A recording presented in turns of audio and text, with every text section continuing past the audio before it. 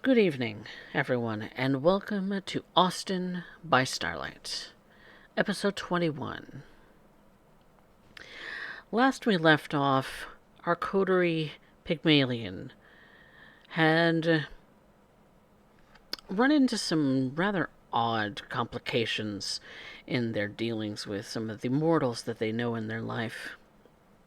Yvette recently found that her touchstone, a senator to be, potentially, in the case of Randall Pendrum, was amongst the the voting populace on the previous night, but an errant bullet through a window pane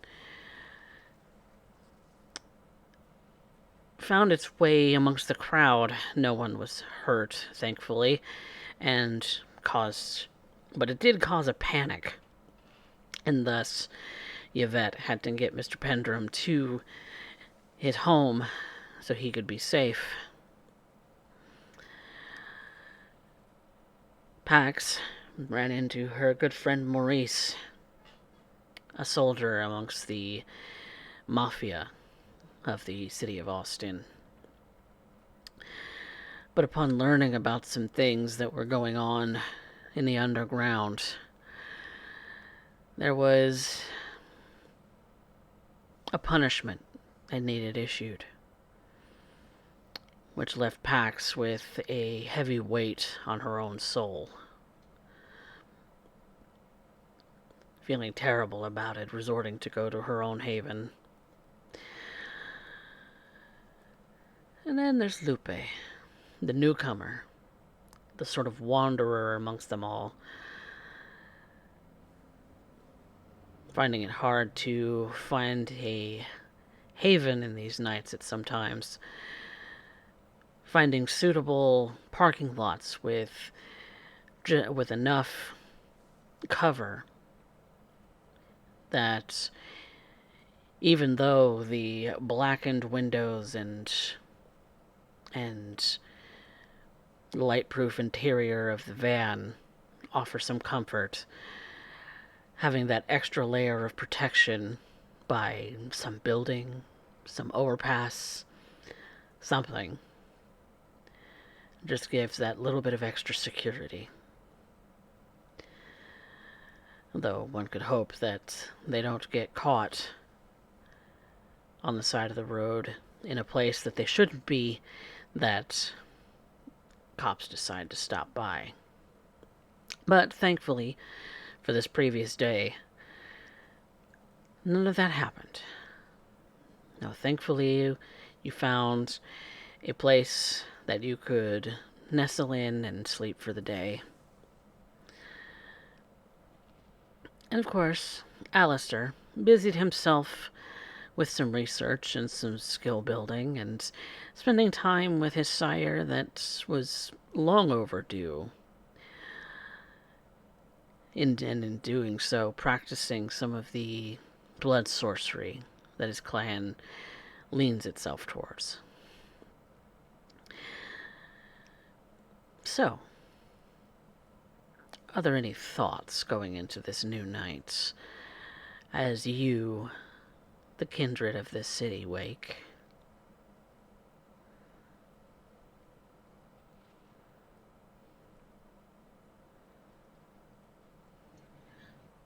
That is from Pax. As she wakes, she can feel that weight on her from deep inside.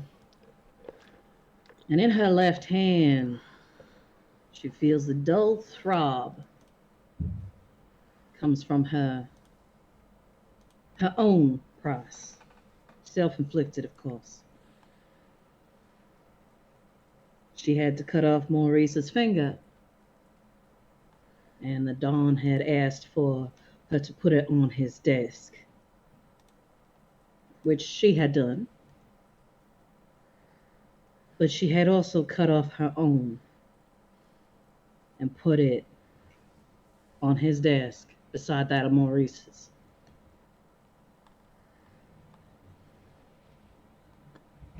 She questioned him again, and she snitched on one of the family, although it was supposed to be loyalty that caused her to do it. And now she's questioning everything.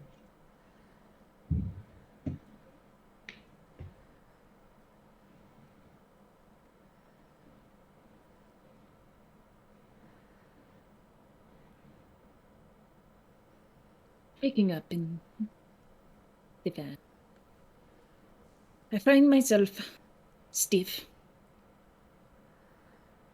Once again, not the proper bed, but instead set up everything at the boards, sort of like a makeshift coffin at the back of this vehicle.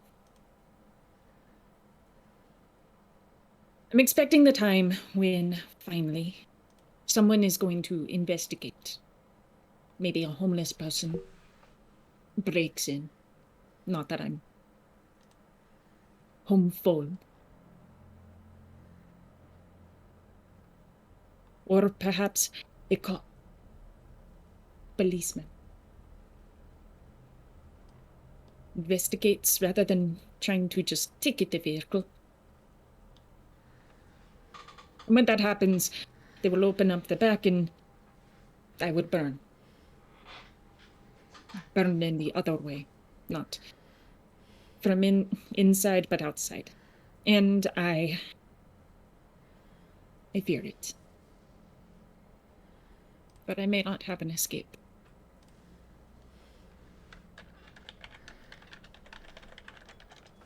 I do have hopes, though. Pygmalion. They,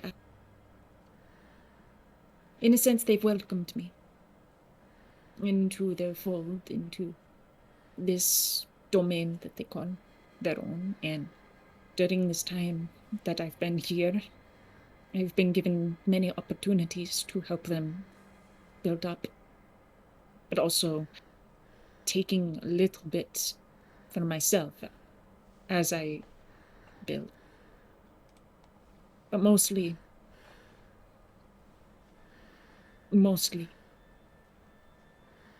I have been given chances to grow. I've been spending my nights regularly with Mademoiselle Lacroix, and I find her to be very different from myself. She knows a life very different than the one that I live.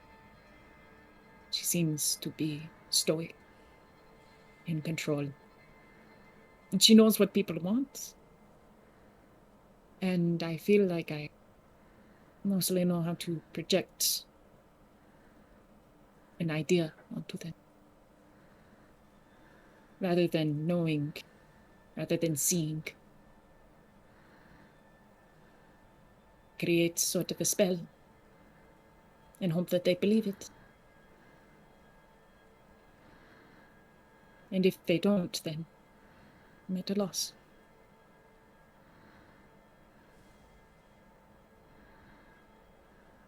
So,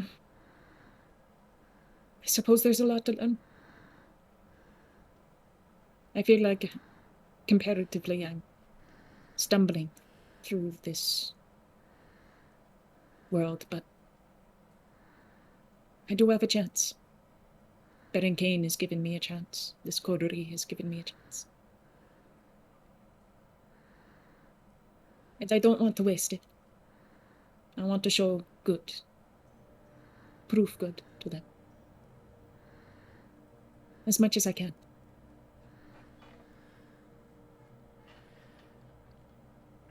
Maybe that's just me being hopeful, trustworthy. But what I can give, I guess in the ultimatum, is what I also receive. One could hope, anyway. We'll have to see how things progress. Miss LaCroix, do you have any waking thoughts?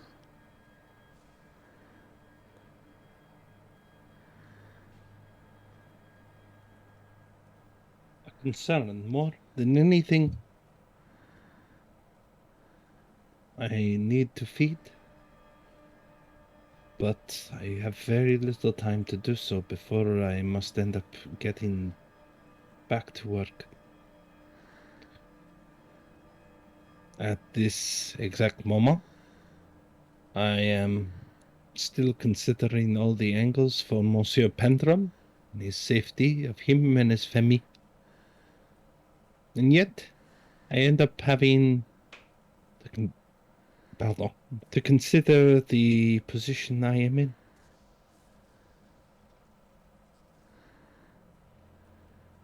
I have hopefully managed to stem some of the bleeding, but I am curious as to who it is that may have accosted, well, my client. It could be that it is the Don, or someone under his service. Perhaps a political rival. It's not to say that couldn't be the Baron himself. Perhaps Yvette is being played once again. It's not unusual, such is the world of kindred politique. And yet I'm trying to stay in the moment. I've rolled over and turned off the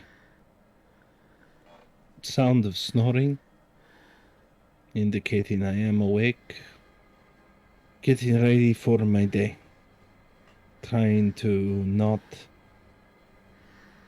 interrupt too much at this point.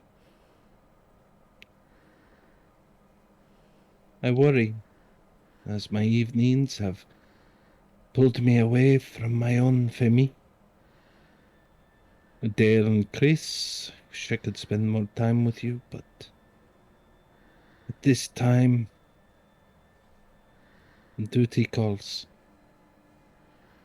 And until I am in a position where I am no longer reliant on being there myself, there's very little I can do. I considered at one point to try and find some way to expand, but the money and the time and the resources are not mine to dispense. If I were in the Camarilla, it would be very little of a matter, but now that I am amongst the Anarchs, there's very few I could end up calling upon for such things. Yes, I have certain debts placed before me, those who owe me a less or more than significant boon, but I keep those for emergencies. It's best to take it a small thing at a time. Still, at this time, I'm going to have to take a quick stop at the Coterie Haven. I have a little bit of time before when I should be arriving. And as you're leaving the house, Chris does inform you that he got a good grade on that test that he was so worried about failing. And Dale is feeling a little like he wants to spend some time with you very soon. It's heartbreaking to say, as I want to end up doing so as well. If only to live the life that was denied unto me. Or feed on him. That as well, but in time. He's so delicious. That Can't sweet, help but smile.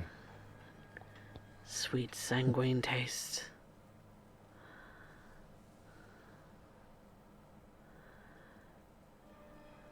have a hard time not licking the inside of my own teeth at the very thought. However, I give my well wishes, my congratulations to Chris, and I will try and end up making some time, hopefully. But this moment, well, let us just say that the heart grows fond of those we are apart from. I leave the house and prepare to go back to the meeting with the coterie, just to know what their itineraries are. It is odd. I'm used to things being timed for individuals to have schedules, and yet, since I have joined this coterie, it has been nothing but chaos. It's infuriating, in fact. Prompt and on time is how you like things, Miss LaCroix, but as you said, things are always in chaos when it comes to this coterie. Eventually, all four of you are indeed present at the coterie house within the first hour or so of waking. If all of you would please make Coffee? rouse checks. Coffee? Hmm. Not to interrupt you, but we forgot Senor Alistair. Well, if you have thoughts to add, Alistair. Well, it was a good little break to be with my master, or sire. I learned a great deal of many things, but I am looking forward to getting back to the coterie house. Surely too much couldn't have happened while I was gone. They wouldn't get into too much trouble. Surely not. No. But, yes, I'm looking forward to this. It'll be nice to get back to something a little more normal. Yes, that sense of normalcy. So, everyone make rouse checks for me. Lupe, you're a little hungrier than you were. It is a little difficult rousing from the very uncomfortable van. It's neta. And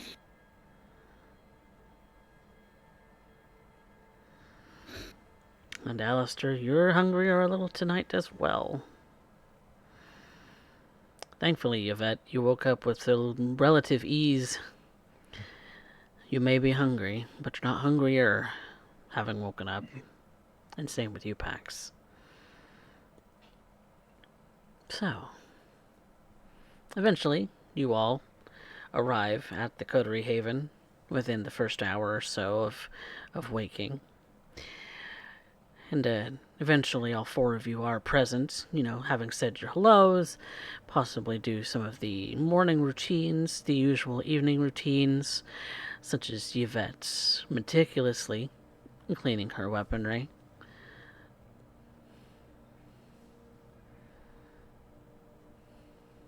Could I, have stopped by Jax's on the way back to the coterie house? Okay. Just to say hi before he goes to bed. Maybe a little fun and a bite to eat. Okay. So, a little bit of drinking from your herd. Yes, and some quality time. Of course, of course. I have to keep up appearances, and I do enjoy his company. He does ask you.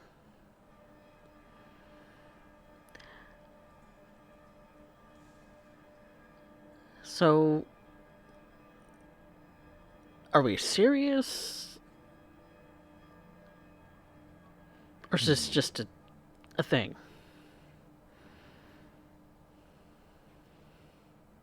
It's about the most serious thing I've had in a while.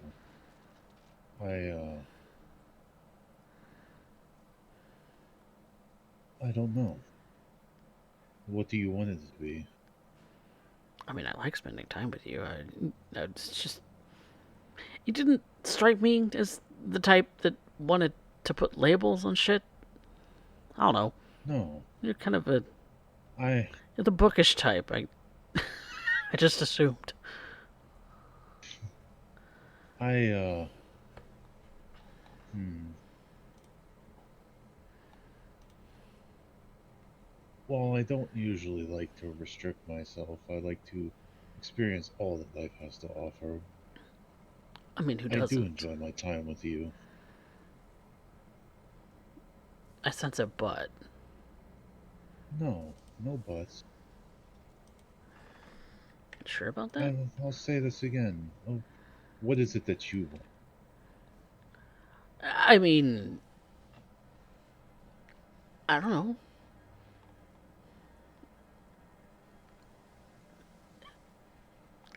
You know, we don't have to define that now. Is there anything that you don't want? I don't want you to ghost me. Honey, you're too cute for that. Come on. No, I would not go with you. Well, good. Let stand assured if you cease to hear from me, it is not because I don't want to see you. It is because, well, something is keeping me from contact. What would I'm now? just speaking in terms.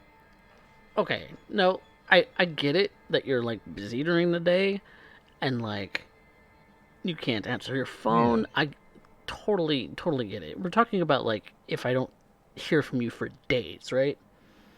yeah. If some like, I'll be honest.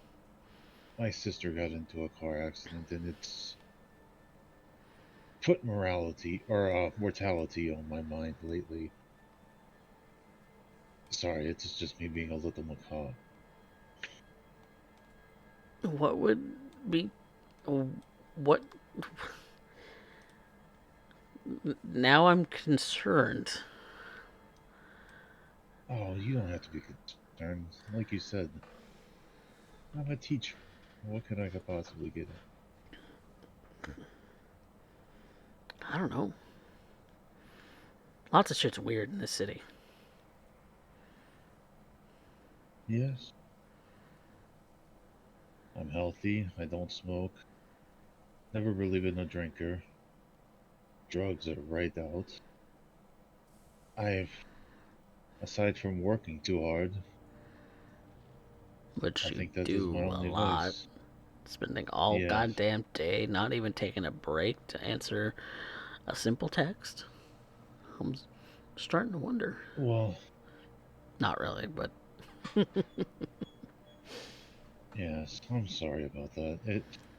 Most of the time I leave my phone turned off because I'm. I don't know if you've ever noticed, but I'm a very focused man. some, I yeah, very focused when you're a one track mind sometimes. yes. It has served me well, but I apologize for the inconvenience that it does. But know that I do think of you fond and often. It's let's just say if I could spend more time with you I would. But I'm always busy, as you said. A little too busy. I'm working on that. Make some more free time? I will. Alright. You know. Resolutions, they're good to have. Is it New Year's already? Jesus. I don't know. Is it? Are we going off of our timeline, or is there a timeline in game? It is 2025, and I did not specify a month. All right, I'm fine. New Year's is fine with me. All right, yeah. It's a new year. I will try to make more time. I need to. You are not the only thing or the only person or thing that I've neglected with my habits, as you say. My family is on me for the same reason. I Well, need to it's make a time for shame the you're things only that I ever care free at about. night, because I got fucking early mornings. Yeah. Well, it's my class schedule is weird, but it works for me. I do apologize, and I will try to make Stop, earlier time for you. stop apologizing. Just do it. Jesus, get out of here. I'll just give him a coy smile and just kind of walk away.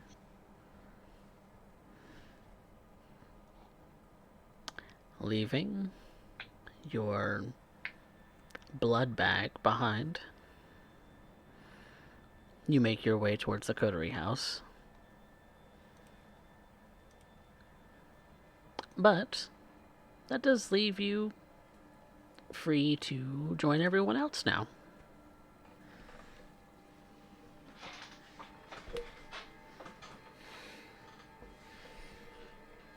Good evening, everyone.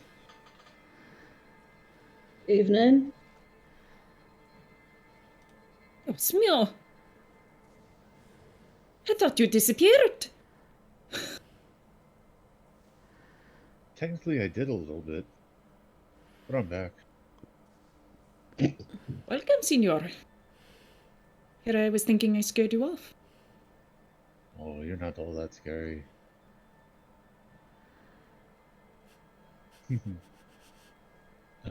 Leroy. Monsieur Knight. Comment ça va? Things are as good as they can be. How is everybody here?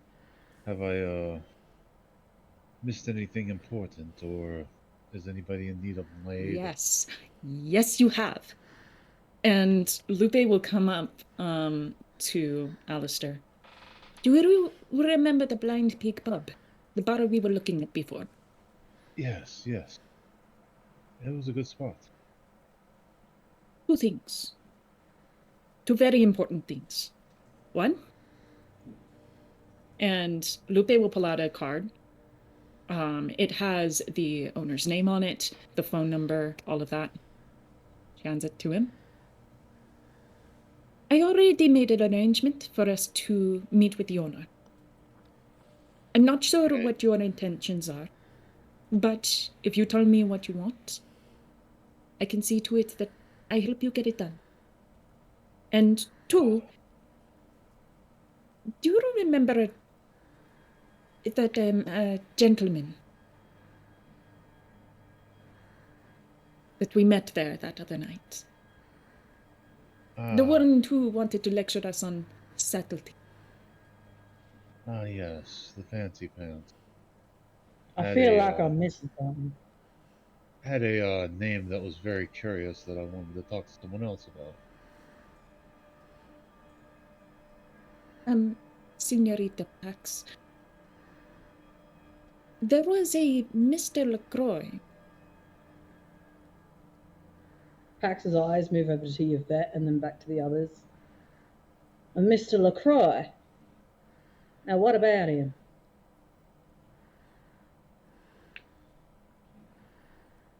And Lupe will look to Yvette. I'm to the understanding that he is not someone we wish to, well, tread waters with lightly, at least. But we met him upon this domain. Here. At the Blind Pig Pub. I did not get a good vibe from him. He, as polite as he sounded, he seemed off. Wonderful. If you're interested, If mean- I'm interested,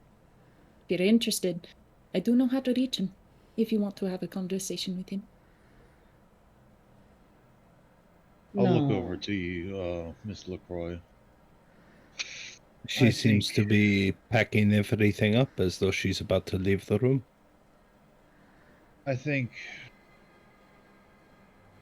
No, you said that Miss LaCroix advised against talking to him, right? Mm-hmm. She's I only think- said that to one individual. Yeah, I'm making sure that it was stated out in the open Mm. by Lupe explicitly Lupe. said, to her understanding, he's not to tread waters with lightly. Okay. I think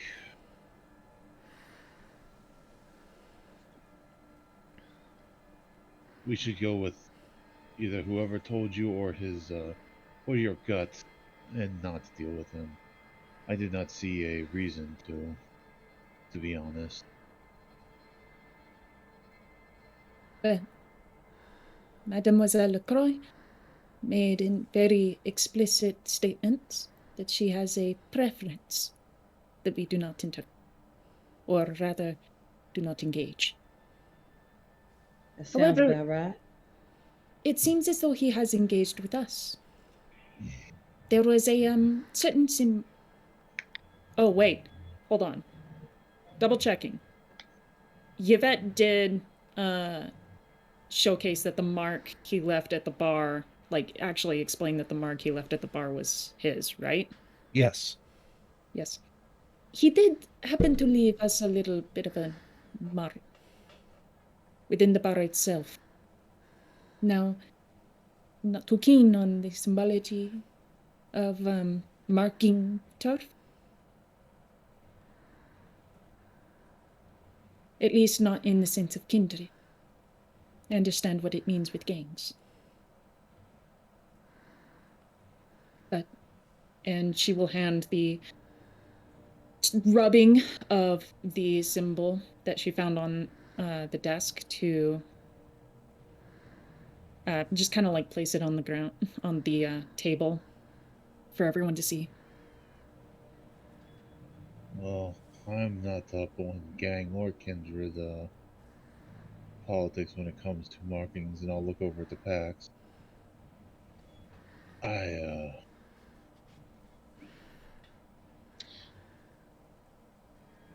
Kindred have a habit of placing marks for contact.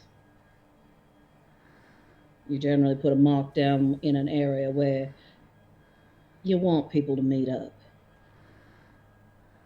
Also, as signifies as this is where I live, sort of deal. See, Now, you said you wanted him to stay out of. You wanted us to stay out of his way. No. I said I would end up preferring to keep my distance from him. This is not the Camarilla.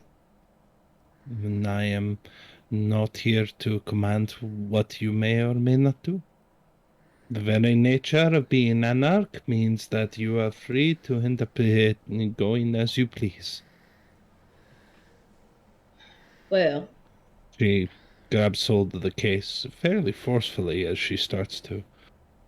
hold Walk. on. I still got other stuff to talk to you about.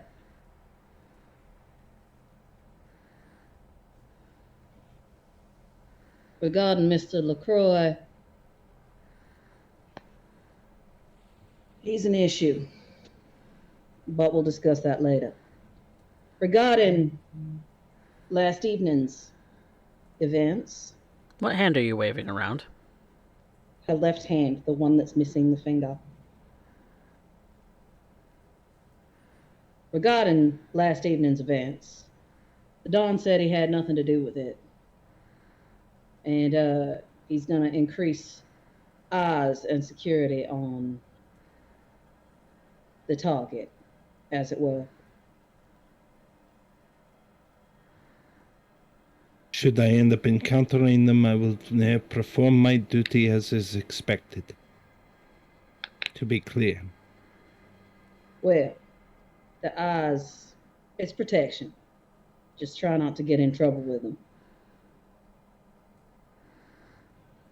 You can see her fangs have clearly extended clear through her bottom lip. He's an asset, Yvette.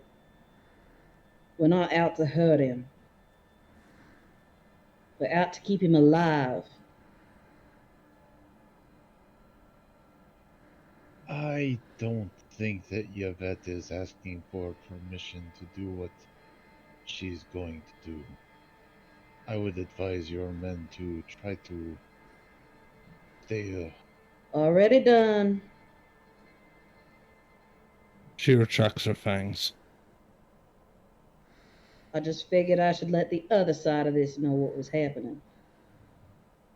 Merci, Mademoiselle Cosetta. Your tact is appreciated. Now, if you will excuse, unless there are any pressing issues, I must end up getting back to work. I'm Have so a good sorry. night. Good luck, Mademoiselle or Lacroix, I have one more thing, and I was hoping if I could speak to you in private for it. It's a walk to my car. She goes towards the door and starts to end up heading out. Lupe will point to Alistair. I'll be right back. okay.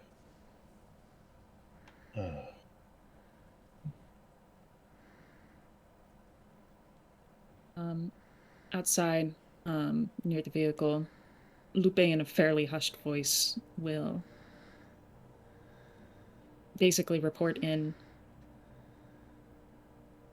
I wanted to let you know.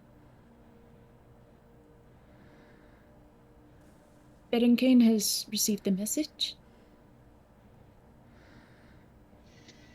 Merci, Mademoiselle Flores.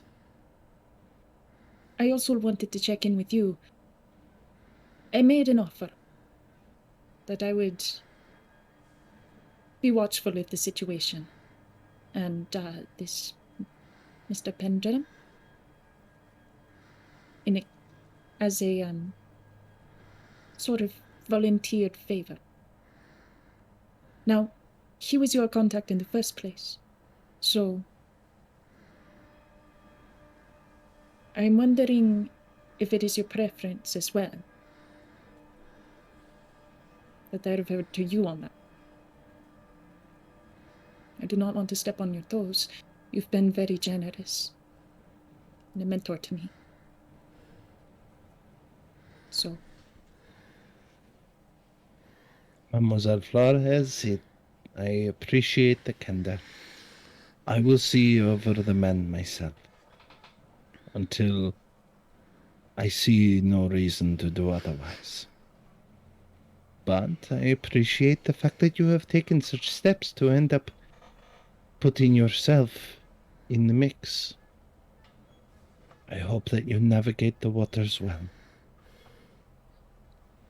see. Should you need me to continue any sort of courier service in that? No, it's quite all right. I have plans coming out about. Deja is currently working upon the farm. I am told that the investments that Monsieur Ball has ended up placing will end up doing them quite well. I am looking forward to the result of such things. However, at this exact moment, I am concerned. I understand you are acquiescing to my preference. I prefer that no one end up encountering Monsieur Lecroix. He is dangerous. However, I am also, as I have said to Mademoiselle Pax, quite aware that this is not the Camarilla. We are anarch. As such, our actions are uniquely our own. If you feel it is in the best interest for your future prospects, then do so. Observe Mademoiselle Cosetta et Monsieur Knight. They might teach you something that they did not intend. If you're as observant as I hope you are. She opens up her car door. Now, I must be going. I will see you later on in the evening, I hope, Mademoiselle Flores. She lowers her head. And she does so distinctly to put her head below Lupe's head.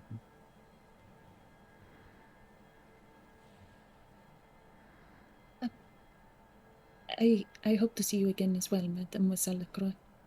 And I want to rectify. I did not say what I did because I believe that I'm in specific service in that sense. I don't think of it as a matter like a camarilla or a hierarchy. You need not explain yourself to me or anybody.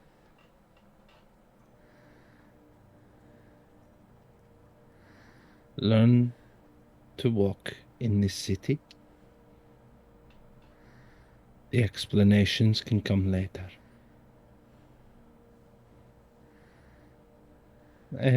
I hope much for you, mon petit Ravnos. I truly do. She steps into her car and closes it, making sure that her case is settled in the passenger seat before she starts up. Begins to drive off to get ready. Lupe watches the vehicle leave. She looks down at the ground. It is because it's you. And because I want to be you.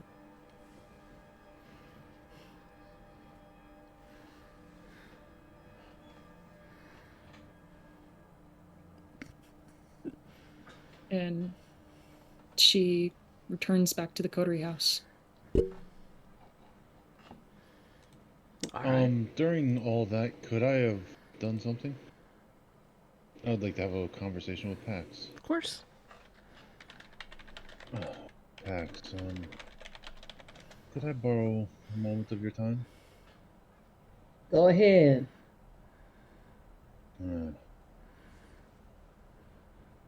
Three things. The first and the most obvious. What the hell happened? What do you mean? You're gonna have to be a little bit more specific than that. Oh, this? Yes. It's nothing. Nothing of consequence, I suppose. Okay. Yeah. Then on to a business matter. The meeting that our friend has set up. I might need help in the end. I want to scope out the business, but my plans were to You're take talking about this control. business that Mr. Yeah. LaCroix is a part of. That's what I'm Yes. understanding. Well, he showed up there. I wanted to take it over and well, quite frankly, gifted to the coterie, we need the funds and the resources. I agree with you there, but I'm a bit nervous concerning Mr. LaCroix.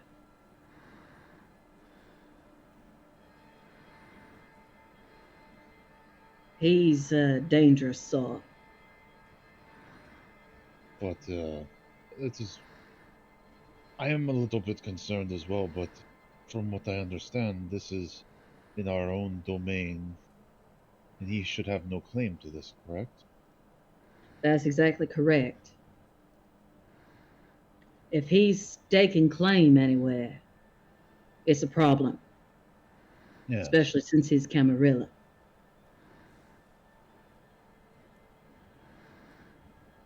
And I mean that when I say that he is Camarilla.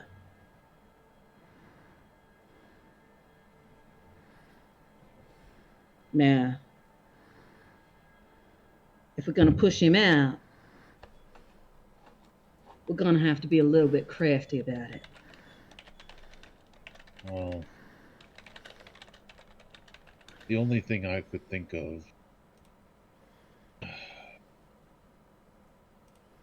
I learned about ghouling someone from my sire, and I'm thinking about doing this to the owner of the bar and setting him up as a puppet How do you head know for he's not us. already ghouled? I don't. I don't know if there's a way to find out. Or no, wait. Hold on. My one ritual, correct me if I'm wrong, ST, could I could figure that out, could I not? What rituals do you have? Or what powers do you have? I have. Let me look. Sorry, I'm bringing it up. Shitty internet, as it were. I have a taste for blood and blood walk. Both of those would suffice in getting you some information. Now, to remember that blood walk as a ritual does require a significant amount of the tested blood, if I recall correctly. You can taste for blood on just a single, drop of somebody's blood, but I think blood walk requires you to have a little bit more than that. Let me double check. I'm pulling up my book. The ritual blood walk. Blood walk. Scrolling. Expands upon taste for blood. Let's see. A silver cup filled with blood from the subject. 1 rouse check's worth. So, you need the equivalent of a rouse check, which in this case might be closer to about a pint. Okay. So, the user mixes their own vitae with the subjects and repeats an incantation over the course of an hour. I have ways of figuring that out, but it requires getting blood from it.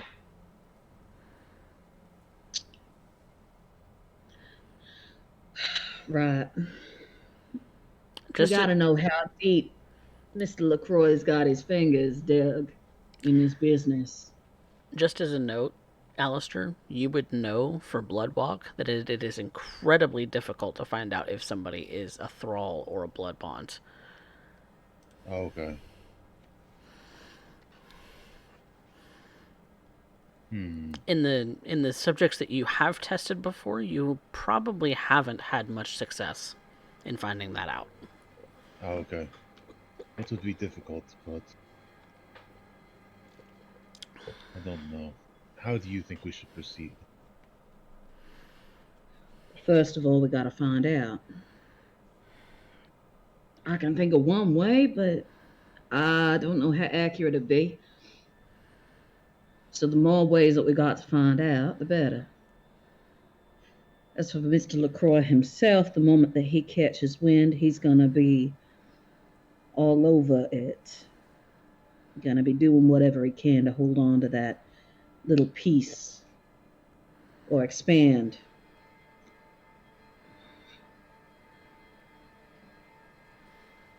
if he hasn't already. What do you know about Mr. LaCroix? Um, I'll go over kind of our interactions. He seemed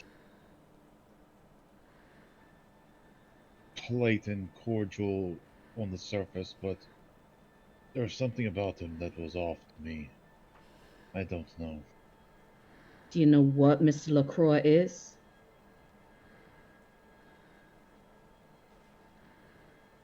The only thing I can think of in is some kind of relation to our LaCroix, but Ding, ding, ding. it's a small world and I don't really believe in coincidences. This doesn't leave this room, you understand. That's Yvette's sire.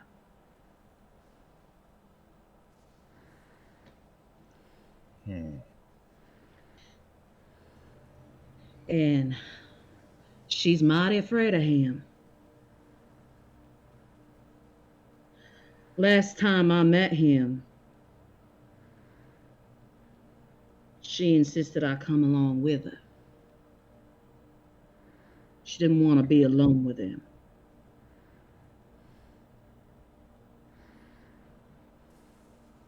He wants her back. And by the sounds of it, he'll do anything to get her back.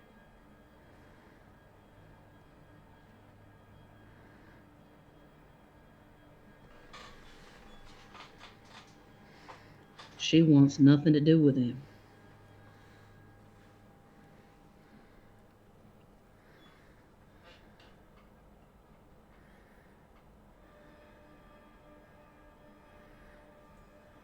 Well, the only So, thing I could think of was in order to form a bond with someone, I need time. So we would have to take this man and give me time. how much If time you need? it is a matter of I have to give more blood than most to form a bond. So it depends on how hungry I get or how long it would take. You need to give more blood? Why? That is a long story, but we can talk about it later. Um, Well, don't you go holding out on me now. no, it is. It. I will explain it before we leave here. But it was honestly something that I was thinking about for my next thing that I wanted to ask. Ask away. Something bothered me with the whole situation at the farm. You said that the Don did everything there to. It was for you. And the Don said that it was to make feeding easier. Do you have Yeah. trouble feeding? Don't most new kindred? Yes. Lots and lots of kindred have very specific tastes.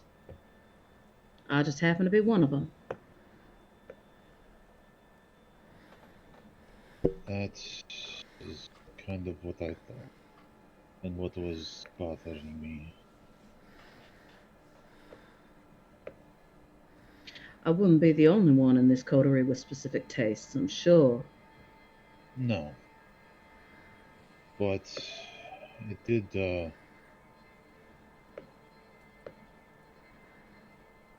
well, I'm going to confide something in you that most of my lineage would not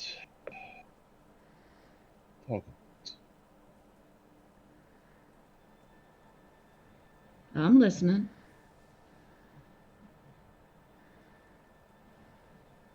We, because of things that have happened, makes blood bonding mortals harder. It also means that we cannot be bloodbound to other kindred. Or, well, I cannot blood bond another kindred. Well, well, well. Ain't that interesting? Yeah, That's a dangerous piece of information right there. especially if what I am thinking is correct. But to be frank, you are one of the few in the coterie that I probably trust the most. Go It figure, huh? may it may be a little naive, but I can at least understand when it comes to Miss LaCroix's proclivities and views, how she acts. It's in defiance of most logic that I can come up. And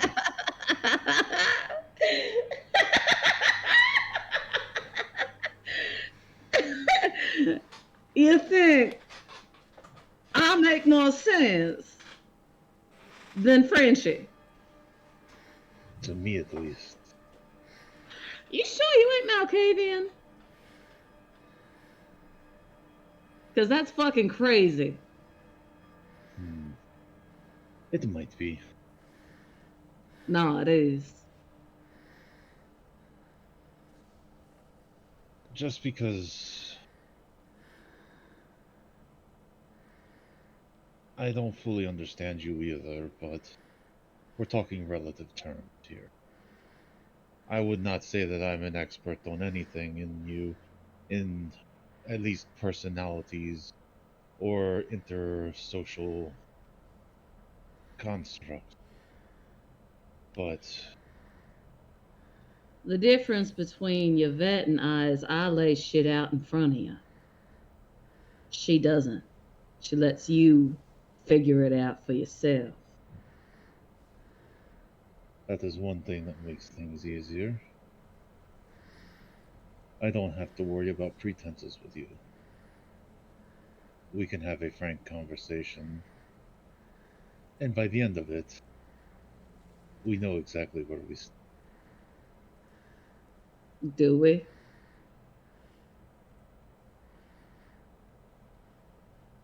most of the time. Well, I'm glad you think that.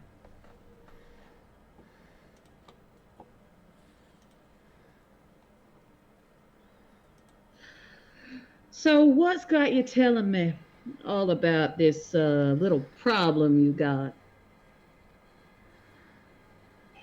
Surely this has got to be going somewhere.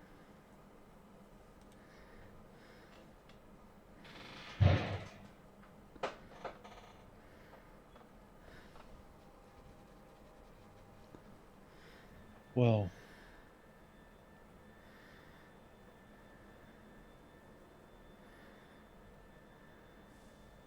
one of the reasons I want to set all of this up, and as I said, it's all connected, I want to make it easier for all of us to feed. I wanted to make it easier for all of us to have the resources to do what we need to do. Our new friend, they are always in need of new places to stay.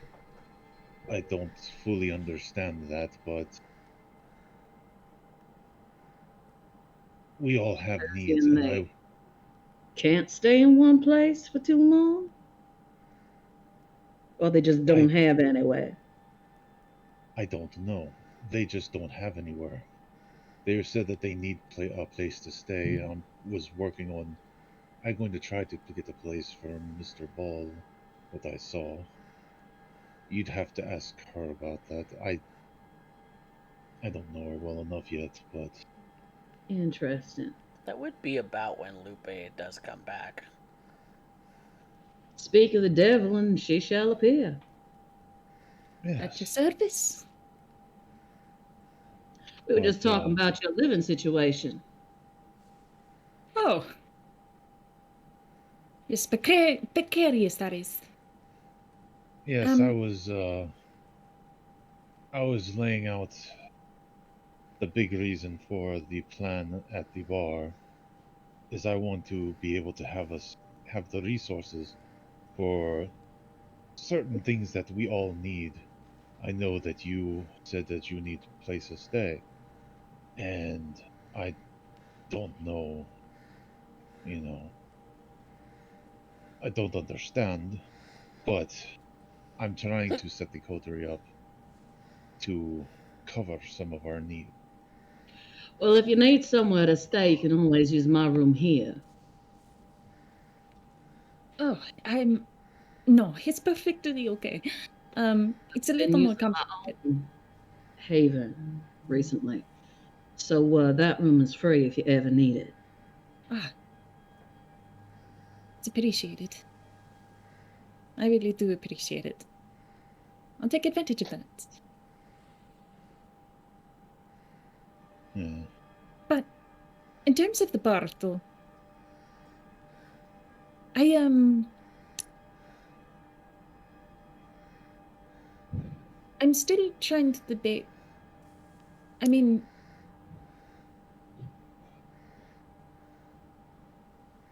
again, and I'm not sure necessarily what to do with the Senor LaCroix situation, but if there is any way that I can help tonight, then I want to. First thing we Well, need to know is whether anyone at the bar has been ghouled.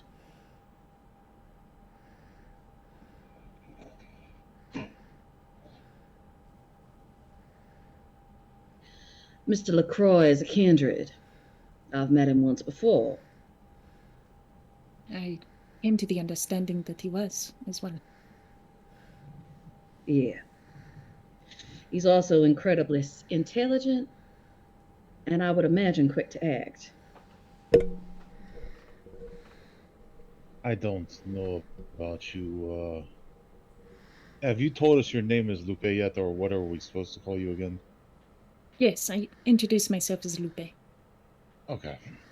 Well, Miss Lupe, I don't know about you, but I don't plan on dealing with anybody that Mr. LaCroix would advise against dealing with. Let's just say that if someone warns you that a dog bites, it's smart enough to deal with it as such. Frankly, I'm not comfortable with him settling in our turf. And that was my concern. I am of the opinion if we can try what I was thinking, it would give us a definite on at least the owner. If Okay. it works, then we are in possession of a new bar. If it doesn't, we have the ammunition to go to perhaps Baron Kane to tell him that a Camarilla elder is, Let's well, not go run under the Baron just yet. well, however we want to deal with this.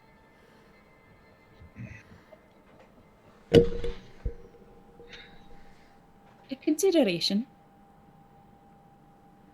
If you say that a symbol as such can act as either a calling card or a rights to turf, then we can assume either in that scenario. And if we decide to encroach on the business itself, either through different methods of manipulation, the locals there, provided I have gotten to know some of the people there. Quite lovely. Lots of fun to drink with. Pardon. If we encroach on the area, then It could be assumed that Signor LaCroix will approach us himself if he feels threatened. It's always a possibility, but he seems the type to go roundabout. Political. What does he have against us? What does he have on us? Not necessarily what he has on us, but what he wants. Clearly we have something that he wants. Something that I'm not willing to give, and that something isn't willing to go to him.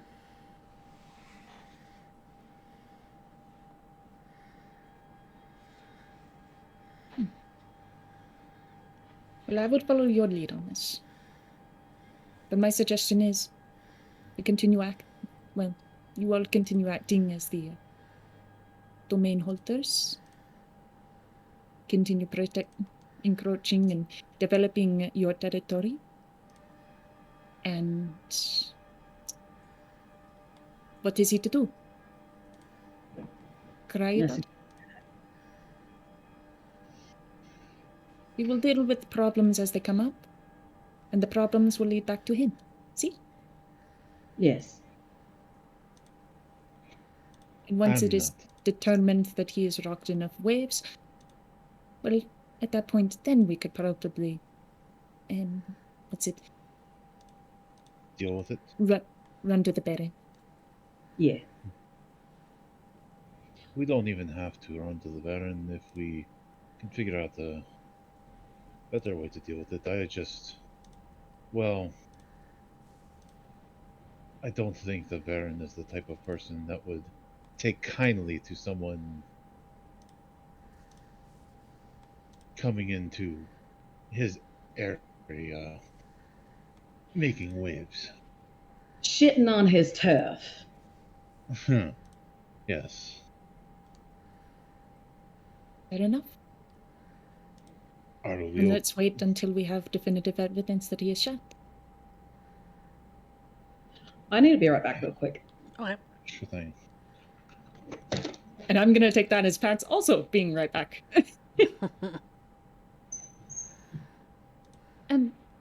Signor Alistair? Or do you prefer Signor Yes. Knight? Honestly, you can call me anything. It does nothing. Alistair is fine. Signor Alistair? I am... Out of curiosity, what is your plan? If we can get him separated from the bar to an isolated area, Easy enough. if we can take him somewhere for maybe I need a night or two, make him find out if he is. I will try to turn him to a ghoul of mine. If it works, then we will have a hold into the bar. If it does not, if he is already bonded to someone, then I think we will have our proof. Pardon my naivety. What is...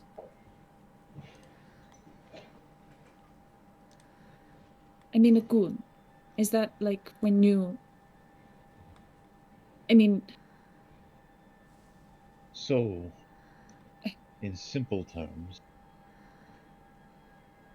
you can feed a mortal or some I've heard of people doing this to animals as well, some of your blood and form a bond with them. Oh.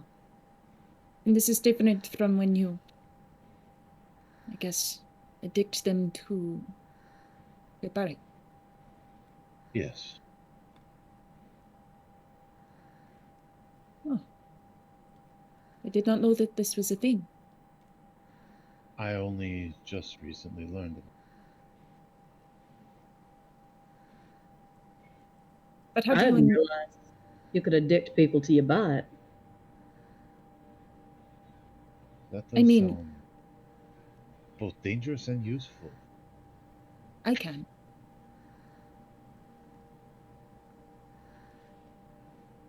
It is. I mean, it is addiction. It gives the person a sort of aptitude, like drugs, for a moment of time, and then, well, they just want you more after that. And they don't stop wanting you. They become dependent. So it's exactly like drug addiction. See? It is Sounds something like it could be a problem.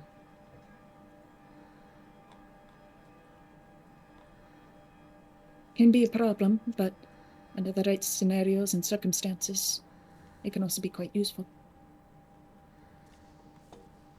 So long as you have the person at your side, convenient, then they will remain in your graces, so to speak. They want what you have. They want you. It's all about control. If, per se, and provided, I will be forward, but I do owe this coterie, Pygmalion, a few favors for everything that you've all done to help me feel welcomed and invite me here. If that is something you would prefer that I manage for you, it's something I can do. But if it's all the same, there is one individual at the bar that I just don't want to cause too much trouble. His name is Martin. Martin Price. He's one of the bartenders there. Management. He's a good man. Is that the one that we met the first time? See, He seems like a good enough chap. I'm not looking to make waves. I'm not looking to turn things over. I'm not even looking to change. Even if we take over, I still want them to all earn a living wage. I want them to be able to support themselves. I just think that we could use some of the extra profits and run the bar the way we see fit. I want to flood the clientele with most of my influence at the college. Kids are always looking for a new place to, well, certainly. cut loose on. You know what? I think putting you in charge of this might be the best idea. You've already got somebody there that you're interested in. Gives you the opportunity to keep an eye on them and keep close. So long as the returns come back to the coterie, I see no issues. And it can be arranged. What do you think, Alistair? As long as it benefits the coterie, I was going to ghoul this man, set up the bar, and gift it to you, to be honest, because you were of the mind of having one. But We only need one person to be facing this. yes, I do not care about the means. I care about the end goal of giving us what we need. Pax makes her way over to Lupe, and she tosses an arm around her shoulder. It's real close. And says, well, we got quite a cute little front here for it.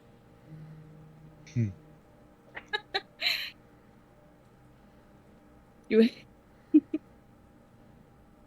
really do compliment me too much.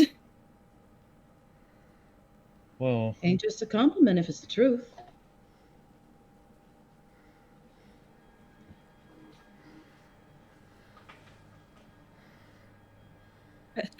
But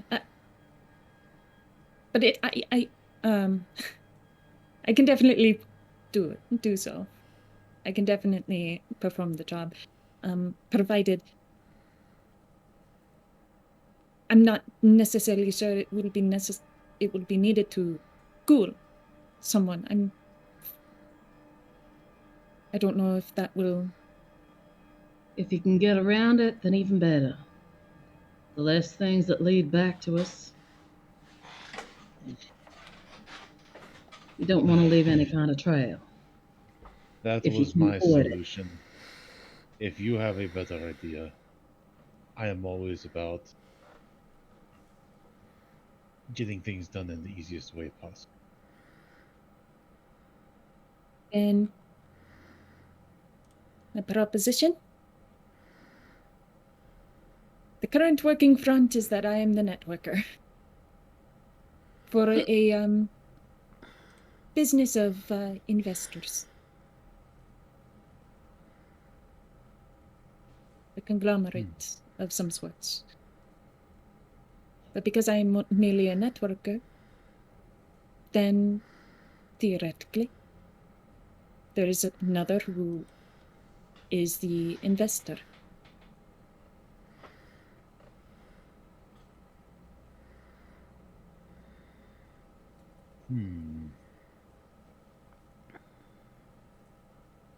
I could play that part, but to what end? What is the end goal? How are we to assert control over the place? Well,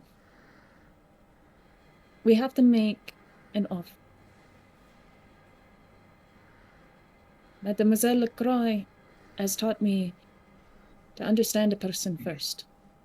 So I think it is important to know what this individual wants. And once we know what the owner wants, then we make an offer and follow through. If he seeks money, we invest. If he seeks a crowd, we bring him. Ain't money and a crowd interlinked? I mean, it shouldn't be too difficult. There's one thing business owners want, and that's success. They want to see their seats filled with butts every night. The more cash in, the more cash out. Well, I'm willing to play along to the song and dance that you were saying. Just in the end, if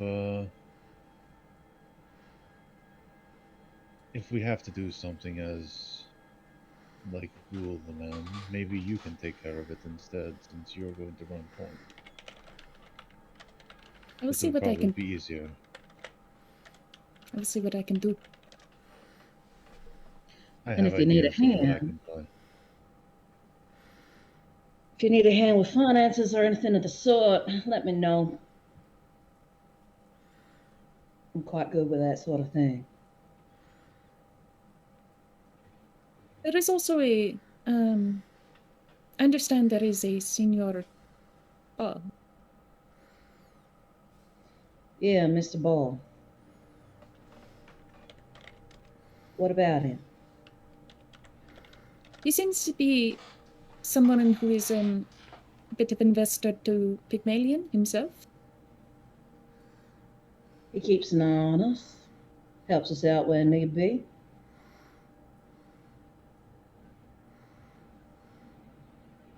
If we fall short,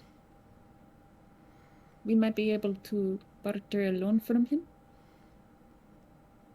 If It's not a it bad comes to idea. that, I would like to not be financially under. I can probably leverage some of my assets to invest. And I will assist you with networking the success. Senor Alistair, you mentioned you have college students going to the bar. It shouldn't be too hard to point them in the right direction.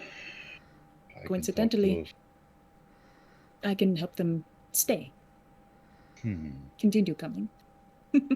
Yes.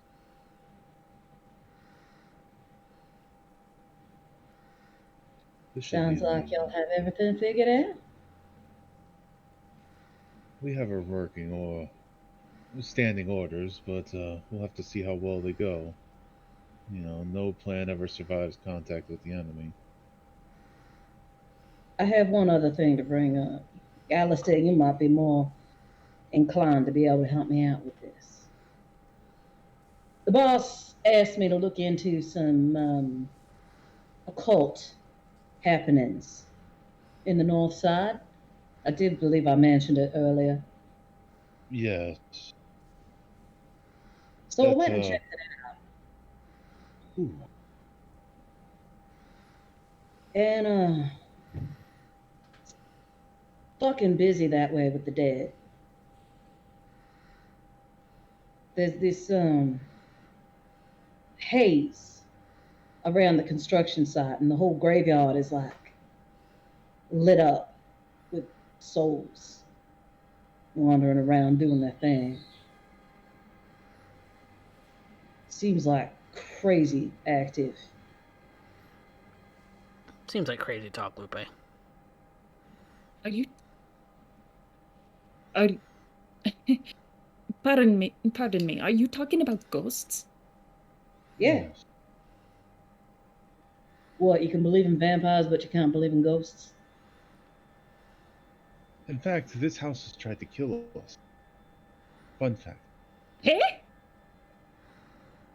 Sit around here for a little bit. Eventually, you'll hear the bumps in the night. You have heard some strange creaking. Thought maybe somebody was upstairs. Actually, Pax moves across the bookshelf, and she holds up that little container with the clip in it.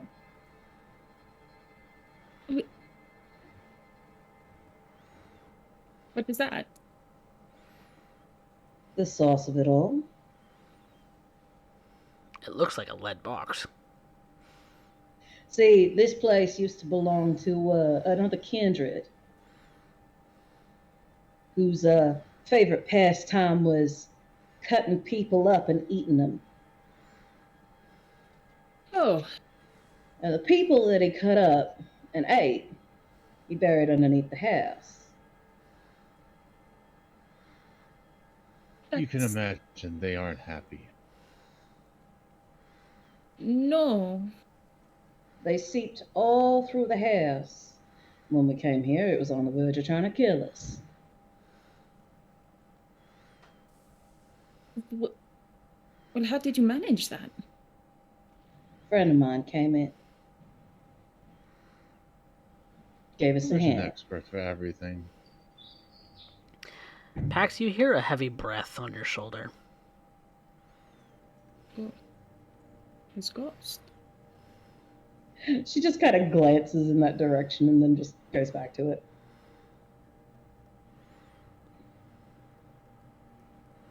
Vampires are real, so are ghosts. I wonder what else in the fairy tales that we can actually see if we look hard. Actually, Lupe, come here.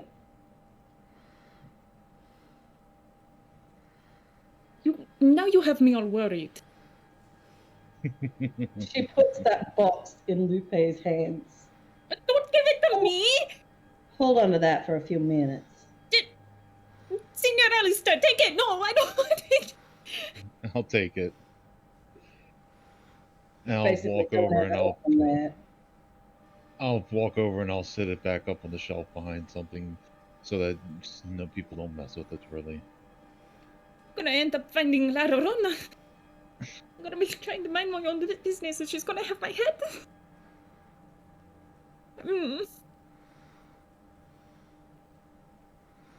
Most ghosts suggest replaying memories from my knowledge, although you do get the one or two that talk back.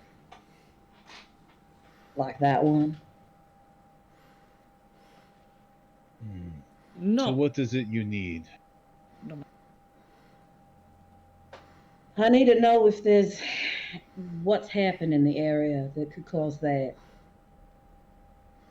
I know there's some construction work going on that's causing it, but the construction site is just a gigantic haze. Okay. It's I like could a look into this. it's like a pillar of ghost energy. I did get some new materials to go through that.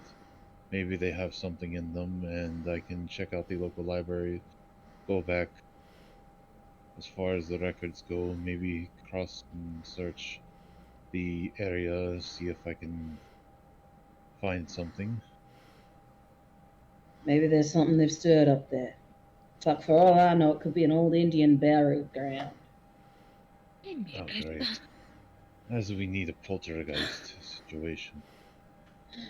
Yes, widespread across the entire city. That'd be fantastic. Hmm.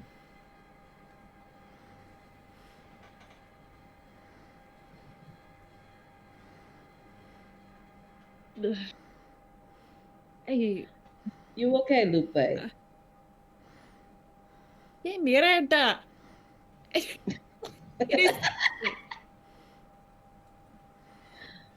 I But think we next, broke you're it. all going to tell me that there's werewolves and skinwalkers? I've heard tale. Do I know about these things? Intelligence occult. I want to see how much I can just start lore dumping and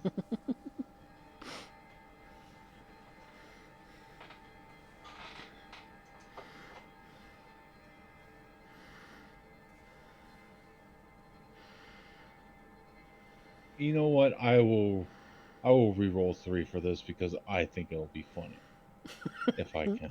Okay. 3 dice. You've heard tale. Actually, now that you mention it, I've heard tales of this and this and this and going into this werewolf story and Like, That I they imagine the werewolf one would be one that would really pop up. yeah, that the original werewolves for Texas anyway, so far as you know, come from Mexico. yes. La chingada. Which would make sense given the movements of people in the olden days. Oh, come on, Lupe. Come on. You're walking and you're dead. You can't believe that there's wolfmen running around? I'm still trying to get over that part. Is it really that surprising? Considering last time I checked that when people die, they stay dead. Yeah. Well, you ain't dead. I ain't dead. Alistair ain't dead. And yet we're dead.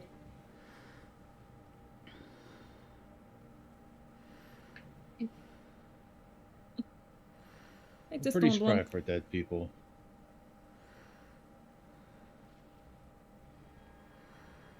Hey, maybe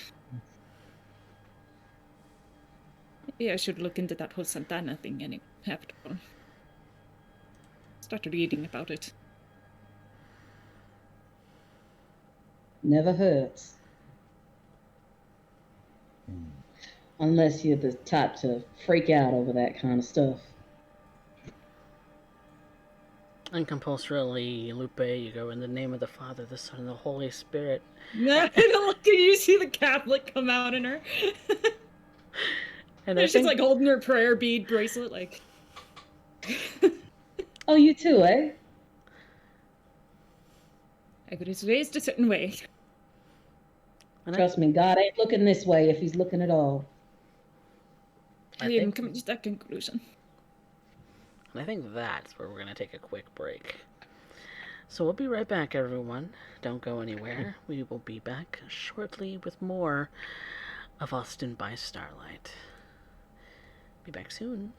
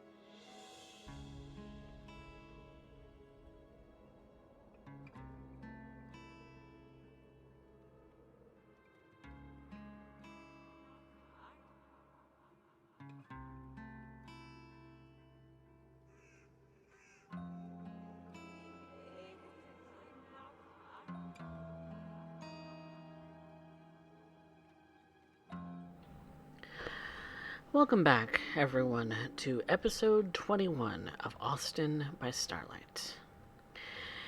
Last we left off, Alistair and Lupe had resorted themselves to going and visiting the Blind Pig Pub, the little venue that they've been scoping out for the last few days or so, and have met the wonderful bartender named Martin, and sneakily obtained the contact information for the owner of the business, a Mr. Brock Perez. And thus, the two of them, on this rather rainy night, have arranged a meeting and have successfully been able to convince Mr. Perez to meet them. And so, here they are, outside the bar. It's a little past opening hours, and so the bar is lively, it's packed, it is bumping, it is a delightful scene of regular people. Nothing very overtly ritzy, nothing overtly divey. It's kind of middle of the road. Kind of average.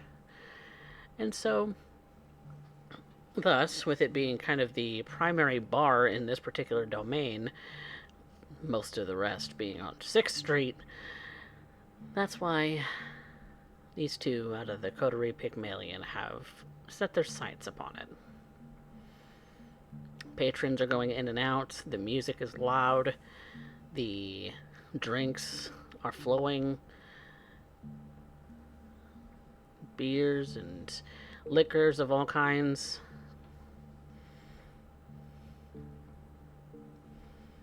What do you do?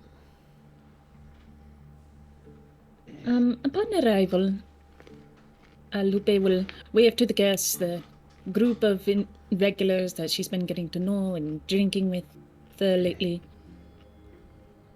She says, "Hola!" And everyone who does recognize her goes ahead and gives her a nod and a wave back, probably tips a drink because they know how much fun it was. And she makes direct eye contact with Senior Price. Mr. Martin Price. The regular bartender on weekdays. Sí. Hola, Martin. Hi. Fancy meeting you here. I'm always here. I know. You say that every time. It never gets old, really. What you drinking? I think I will go with Screwdriver, I believe they're called. Screwdriver? Alright. And what Anything... about for your ritzy friend? Oh, I think I'm in the mood for something special tonight. Scotch, something peaty, something a little smoky. Whatever you have, it doesn't have to be top shelf. Something decent. He goes and grabs a bottle off the shelf, like a random, sort of middle of the range, and goes to pour you your drink, and then makes up a screwdriver for Lupe. If you could tonight, Martin, I'll just put it on the tab. May I open one? You got your card? Sure do. And he goes and takes your card for you. All right. Once that's done, she looks around the club and the bar, and just tries to eye the crowd really fast, trying to see if there is, well, any unusual faces that we've talked about earlier tonight. You mean the usual faces. Go ahead and Usual make faces. me a wits and awareness. Okay.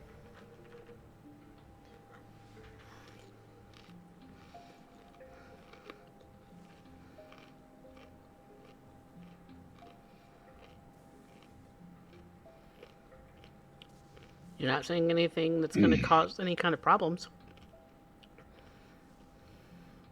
Okay. Not in the kind that you're looking for, anyway. Very well. Lupe puts the drink to her lips for a moment, kind of feigning sipping it. But not necessarily drinking it. She recalls what Yvette did, just savoring the scent. She can't necessarily risk the blush of life tonight. Not now. The sweat of the dance floor smells even better than that, though. Mm. Oh, that adrenaline. That's maybe sanguine. Oh, it definitely smells like a lot of passion going on in here. Savor the opportunity. Should I get the chance, but Any one of them would be tasty. focus. Focus. How about that one? That one looks Focus. nice. He looks like Tyler. You look over, it's not Tyler.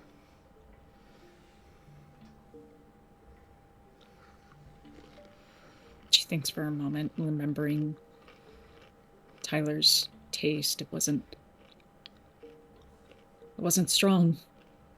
Not at that time. Not like he used to taste. Oh, but He hasn't. if we were to work on him a little bit. Yeah, we can get him back there. Focusing at the task at hand. Lupe goes ahead and looks to Margin. So, today we actually had some work to be done. Is Senor Perez here tonight? You mean Brock? Mhm. He's been around. I've seen him a couple of times. He's been rather busy, though. Right. We had a meeting. Perhaps you could go ahead and call him for us, or if there is a different lobby we could wait at. There's only one lobby here, kid. Well, I don't know what goes on in the back. That's not a lobby.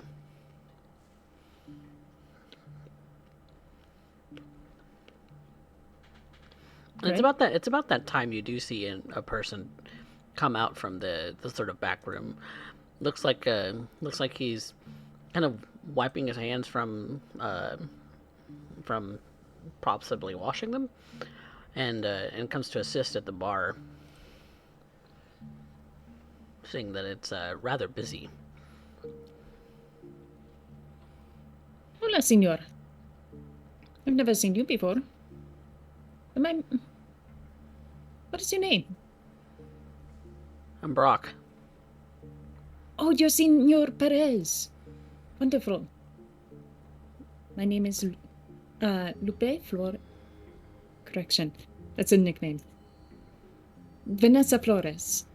And this is my compatriot and business partner, Senora Knight. Right, you're the one who called me out of the blue.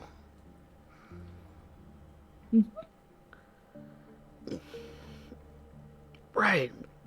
Right. Do you mind hanging out and waiting for a few minutes? It's a little busy. We also happen to be quite busy, so hopefully it won't take too long, will it? And I will go ahead and pop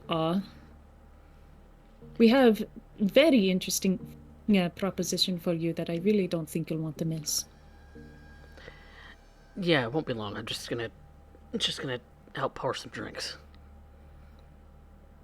And Appreciate it. his I'll eyes tip my glass and head over to a table, probably by the back room door. and his eyes kind of lock on you for a little bit, Lupe, before he goes back to kind of serving some drinks, his eyes land on you again, because you have awe popped. You notice that quite a few eyes, including Martin's, and maybe some other patrons, they all kind of land on you. You're Lupe doesn't necessarily. garnering a lot of attention right now. Good. Lupe doesn't necessarily turn it off. She will meet with Signor Alistair at the table near the back and wait appropriately. During this time, though, of course. Again, she is scanning the room. So,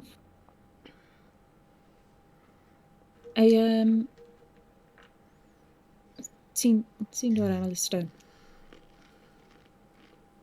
As I said before, the current idea is that you are a investor. If that is something you're willing to perform, then what we're Yes. bringing about to this business is success. Yes, I have at least a few ideas that I can toss out. I can We're technically not even lying.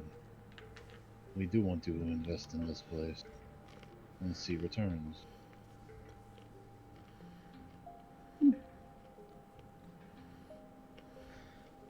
If it's not a lie. No. I will follow your lead, though, and play my part the best I can. Should things go south, we'll handle it as best we can, and, well, there's always plan B. What is a plan B, if you don't mind me asking? And Lupe is saying this in a very hushed voice. Yeah, I imagine we're very much whispering into each other. It's still very loud in here. Get him, find him alone outside of this place and, well, bend him to our will. I would prefer not to do that if we don't have to, but means to an end. I would prefer to have him in an office if I could. But we'll see what we can do. Very well. And it's about that Okay. time that he starts walking up again. I'm so sorry. I just got busy all of a sudden. No problem, Senor Perez. It's a little loud, but I guess we could do things right here. Actually, preferably, if you don't mind, I would like to speak in an office. You see, the propositions that we have are business related, and I wanted to have more personal conversation, if that is all right.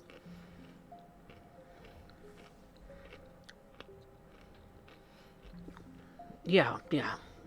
And he kind of ushers you towards the back room, and it's really just a hallway with a couple of doors, and then there's the back door exit. Wonderful. And just so I'm clear, there's not a lot of traffic going through there. Not particularly. You occasionally see the staff member coming back and forth. It looks like there might be a storage room back here for odds and ends, but it's relatively private. Wonderful. Excellent. Thank you so much.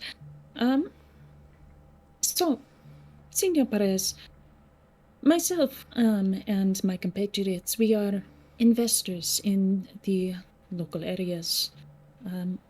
So things like small businesses, homes, properties, etc. We look into improving the locales, seeing if there's a way that we can assist.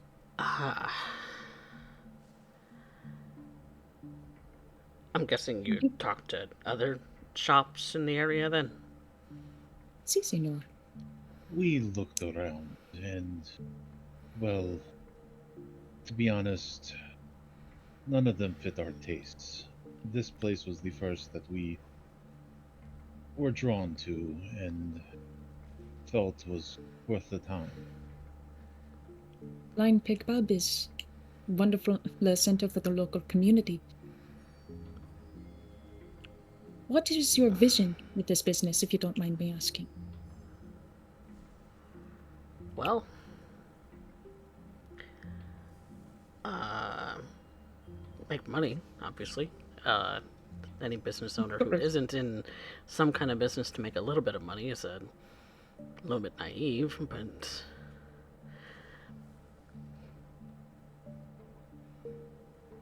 Of course. You want to see the success. it's been in my family for a couple of generations now. Really? A couple of generations. So yourself and your father or mother, is this a family business in that sense?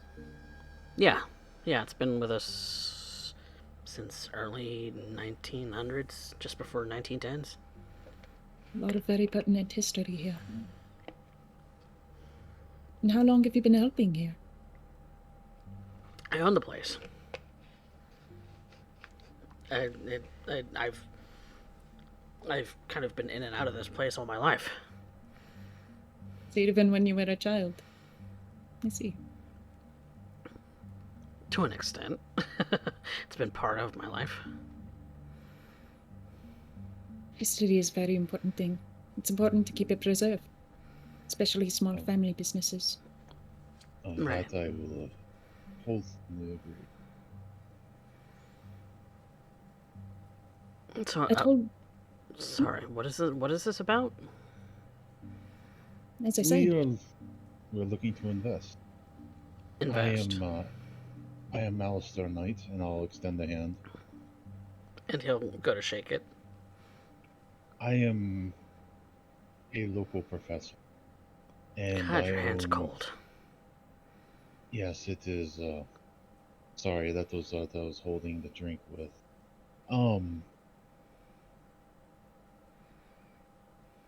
I have my own small business, and I'm looking to expand.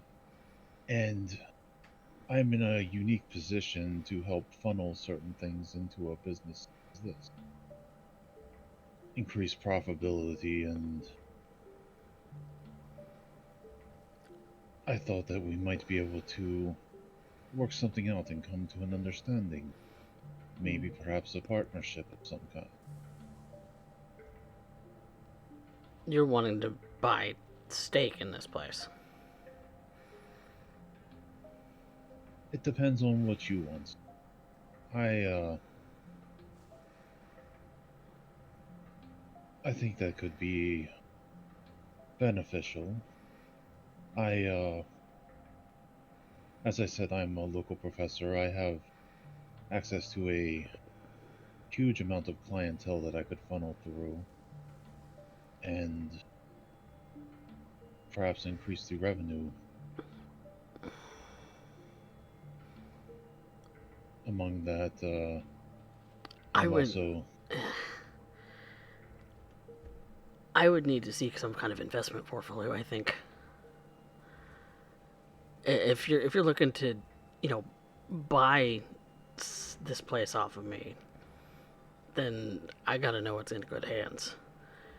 If you want to just, send people my way, I mean, feel free to spread the word. I'm not going to stop you there, but... Senior Knight, you actually have quite a number of years in your current business and establishment, don't you? Yes. As a professor? No, I also own a side business. I deal in books and antiques. That's hardly the same business as a bar. Yes, but I said I see opportunity. And while I may not be the most knowledgeable about this, there is always someone that you can hire that knows best.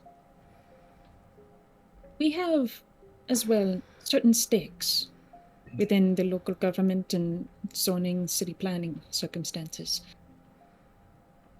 As I noticed, this building has history, not just to you, but to the city. And Yeah, and I'd like to keep it that way. I would too. Of that we can agree. I didn't tell you what I was a professor of. I am a history professor, so that is something that is very important to me. I have devoted my life to. Okay. These things are a means to an end to.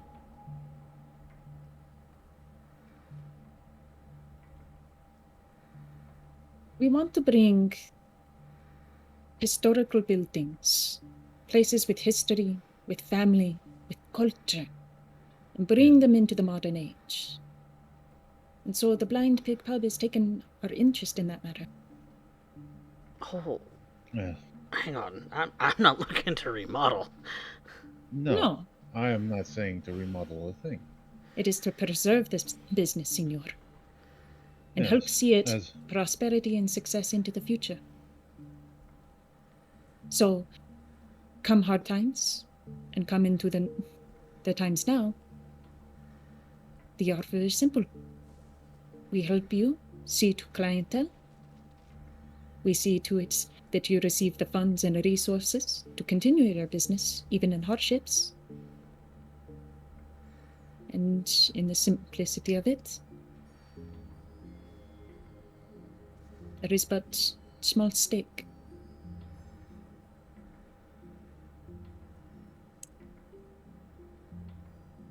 Think of it as like an insurance plan.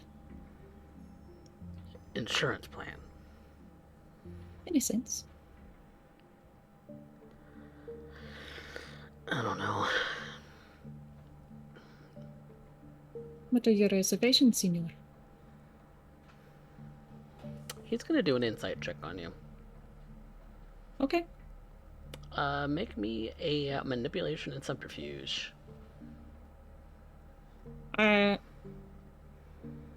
Okay.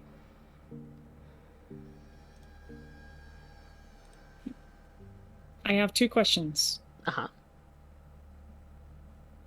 Does my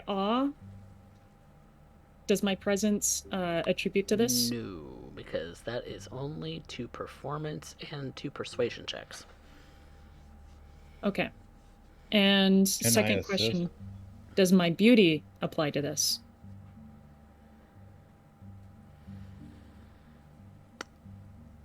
Your looks don't really have much of a factor in your lying ability.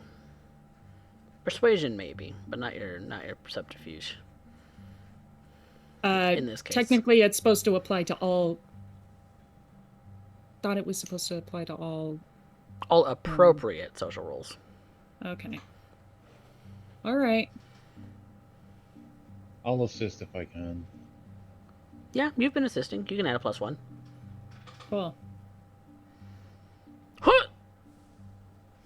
I don't want to bestial crit on him. Can I not bestial crit on him? You Nope. can willpower reroll. No, you Oh can't. no! There's Oh two no! tens in. There's 2 10s There's and a 2 tens hunger. in the bottom. Oh shit! Yep. Even if you were to reroll, that's still a messy crit. Okay. Shit. Okay. You're lying the fuck out of this guy, but something interesting is about to happen. Something interesting is about to happen. I'm gonna need your cloud memory, dude. Well, you didn't need your looks in that regard. Very good liar. So, you spew off some honeyed words. Oh, but he looks so tasty.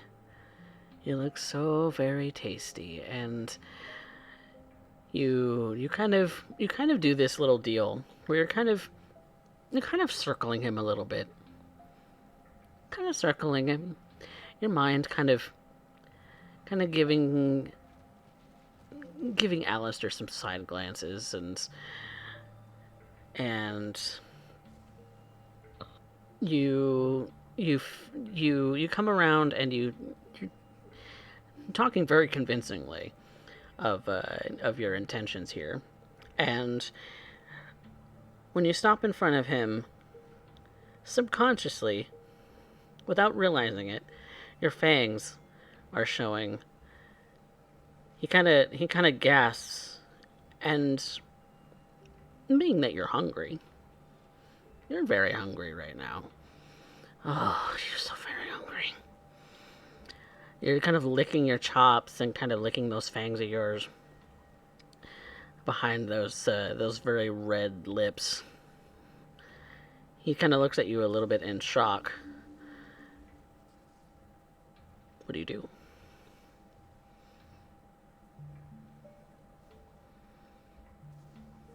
Uh,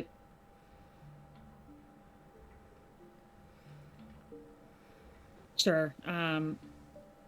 Lupe will Lupe will caress his face. And you notice that he's shaking now. Senor Alistair, I may need your help. And she will go in and go for a bite, and I'm gonna linger and kiss him. Okay. Gonna take one dot, and I am gonna linger and kiss him.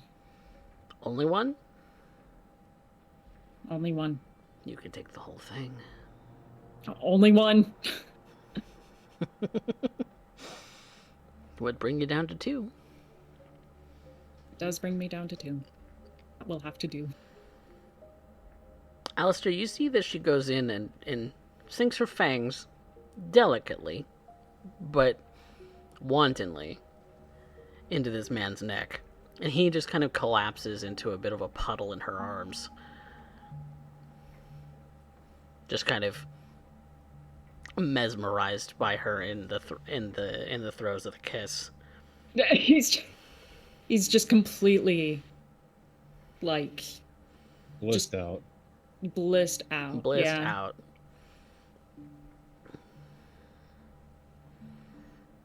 Letting him sink to the floor and like gently holding him as he goes down. She's gonna hold his face and look to Alistair with like this pleading look, like, fuck, what do I do? Let me. I'll lean down towards him. And, like, as he's coming to, kind of probably's got a glazed look in his eye, I'll just say forget. And I'll try to wipe the last couple seconds of, the last minute or so. It's the last few minutes, so. It's the last few minutes? Okay. Yeah. I didn't know if I could control how much. It's okay. fiddly. Yeah. Yeah. You never really know how much exactly. Alright, but I will use cloud memory. Alright. You wish him to forget? So far as you can tell, he has forgotten. Okay.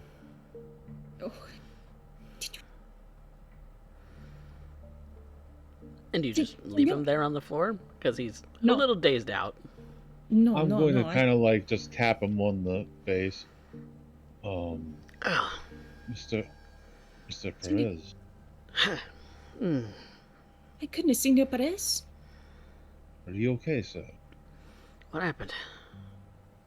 You must have been overworking yourself. When is the last time you've had some rest?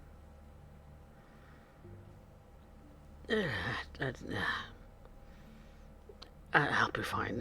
It's nothing. He starts to get up. Really should be careful, Senor Perez. You were so pale. Yes. Now maybe I'll go home. We can finish our meeting another time. That said, Sorry, what meeting? you had yes. agreed to assisting us with a project, the investment, if you recall. But then suddenly you just collapsed. Are you okay? Yeah. I should. I'm a little woozy, but I should be fine. I'm gonna like take his arm, put it around my neck, and like help him. Which way's your car, sir? I will help you get there. And I honestly, if Lupe, can you follow? If possible, I'd like to drive this man home. or not Lupe. What's Vanessa. Vanessa? Mhm. I look when I don't remember a name. I look over and I read. I need to. Two names is screwing with me. I say, Vanessa, could let's you see. could you follow us? I would like. I don't think you should drive in this state, sir. If that is No, no, amenable to you. no, it's fine. I'll call a cab. Okay. And I'll just like start helping him outside to sit down, and I'll call an Uber or whatever for him. Mhm. As we're waiting for it, Lupe will, awe still active, just smile brightly at him. Senor Perez, I'm very excited to be working with you in the future. And for some reason, can't take your eyes off of him for the moment. Really? Yeah.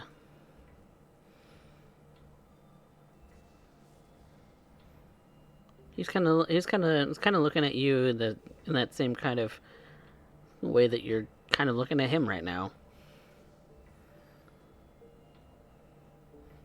Seems to have some kind of natural charm about him. Hmm. You will be seeing Yes. the funds transferred to you shortly. If you could, Funds. Senor Knight. See, the investment that we agreed upon. Uh, uh, You- uh, I don't recall Well, us agreeing upon anything. rest assured, I will.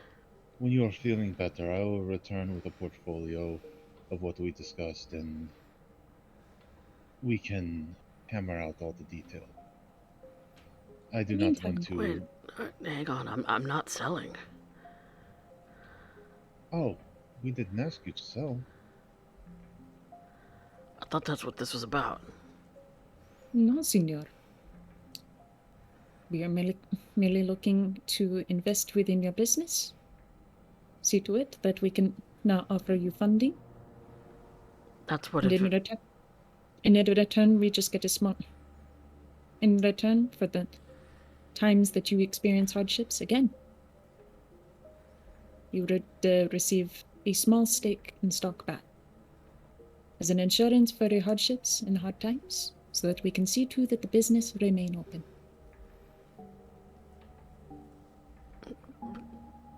that that's selling.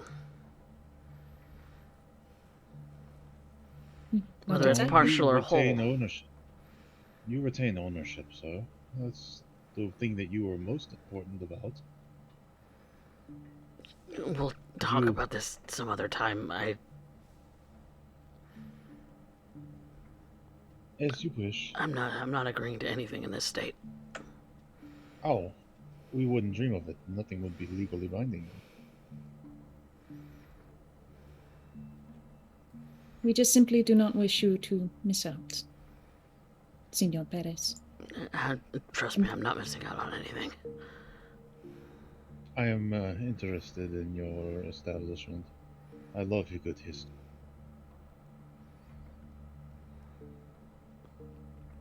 I support and protect any history that I can find. That's fair enough. And he kind of gets in the Uber and they drive away. Yeah. Oh, that was interesting. I'll look over to Lupe. You feeling a bit better, or should we find something else for you tonight?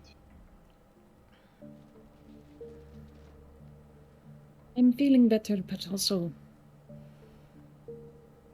I'm feeling embarrassed.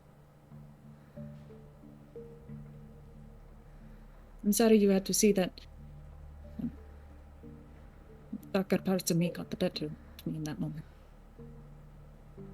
As far as I'm concerned, it was easily dealt with. and he is still alive. I can say that I have screwed up worse. We are slaves to our instincts and what we are. We can manage it the best we can, but you can't control it forever. Eventually it will show its ugly head, and, well, at least at this time it wasn't that bad. So Let's see. He would I'm come gonna around. just throw an arm around Lupe and like, I'm going to go smell that scotch for a while because that's something I really miss. You, I think, could use some time on the dance floor. It is appreciated. Let us She get will back come. to the party. See, Sorry. I was going to say, Senor Perez will come around. And that's the I part think that worries me. we can build something here. We don't have to take it over completely, but I wasn't lying when I said I am a sucker for a good history. The fact that this is a place that was opened in the 1900s very much does interest me. It's good to hear. And about those college students. Yeah. Perhaps I'll take you with me one night when when I have to do my meetings, and when I'm going to spread the word about this place. You could help me do that. Certainly. Bring a, what's it, study group? Yes.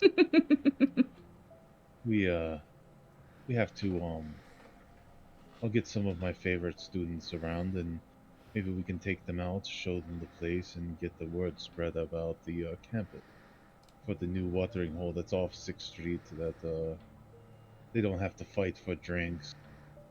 It has a unique atmosphere. Couldn't have said it better This is myself. Who's that? That is Mr. I want to look LaCroix. around.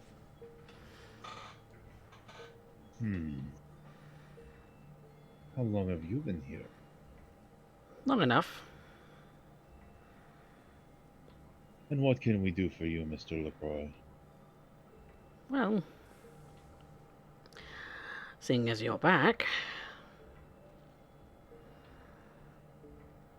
I can hardly imagine what it is that you're doing here.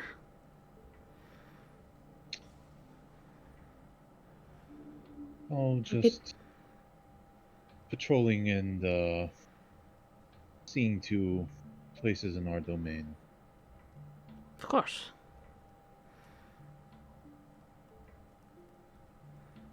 It But is I good should- to see you in good health. Sorry. Oh, no. It's fine. The better question, I think, is, out of curiosity, what fare you in Pygmalion's domain? It's a question that's been on my mind since I met you. I am free to do as I wish, am I not? Within This reason. is true.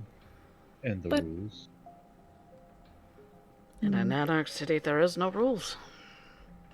But there There are is, always rules. there is an essence of hostmanship and hospitality that should be abided in this Yes. case. And I believe, I have spoken with Baron Kane. oh, Baron Kane is not the only one you must speak with, Signor. Is there someone else? See.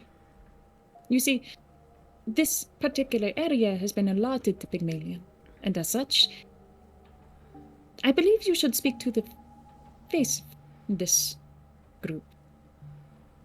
You're not If I the might. face.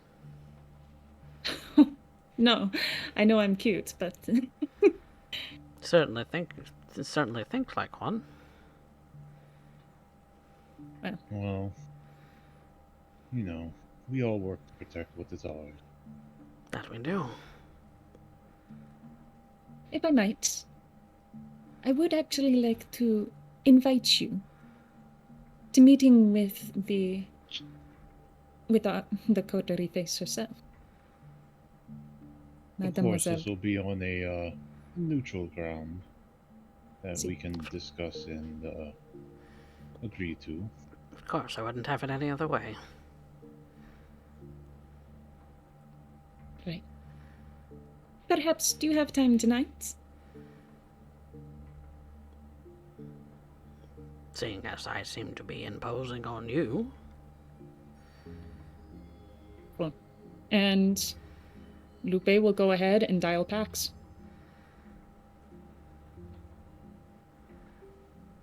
Actually, you get a phone call from Lupe.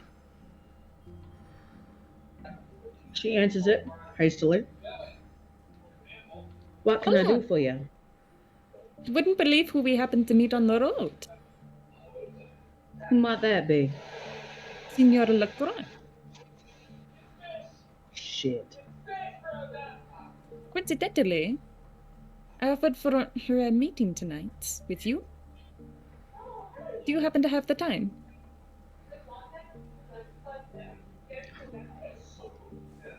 Yeah.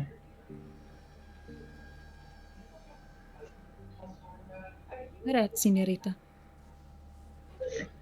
Perhaps he would like to meet at that bar that he's staked on. It shall be done. We'll keep him busy in the meantime. Appreciate it.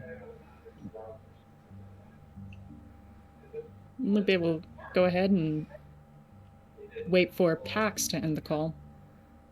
Pax will hang up. And immediately she will send a text message to Yvette saying they ran into him.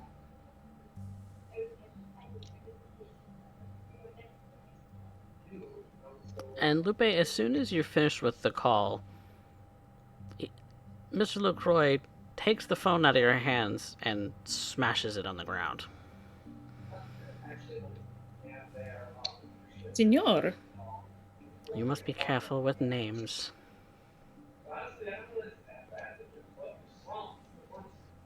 Those infernal devices will be your death.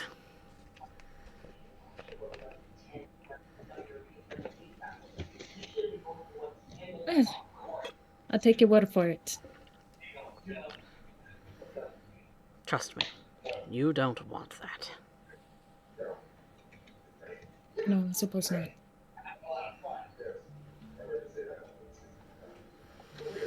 So, where shall I be meeting this face of yours? Right here tonight. Fantastic. If you want, perhaps we could take some time within the pub. If you would like, I'm at your disposal. And Lupe will walk over and present her arm to Mr. LaCroix. Gesture. Walk me in. And he will present his arm, as a gentleman should, to walk you in. I'll get the door and follow and go back to my scotch. All right. Pax, Yvette, are you making your way out there, or you have something to do before then?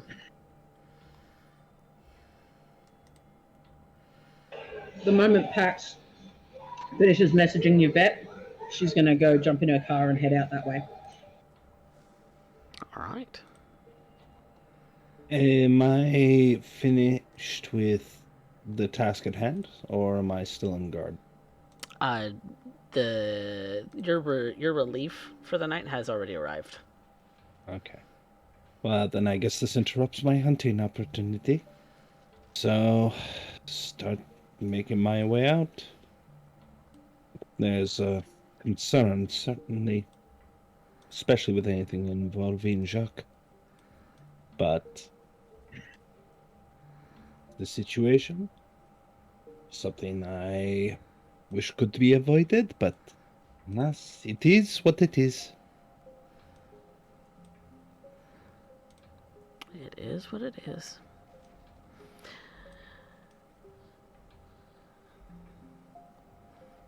And so, you both arrive separately, I imagine?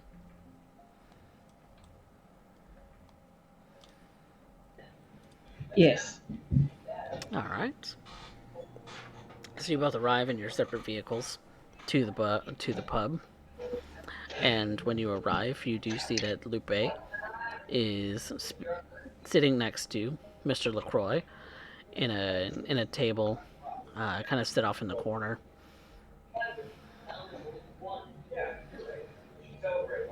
Pax would enter and give a wave, making her way over to the table. Mr. Green, it's a pleasure to meet you again this evening. Is she speaking to Mr. LaCroix? Oh, he gave her an alias before. Absolutely. She calls him Mr. Green because he is green with envy. Ah.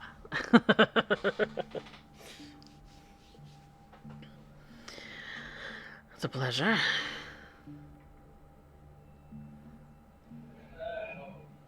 I understand you have requested a meeting.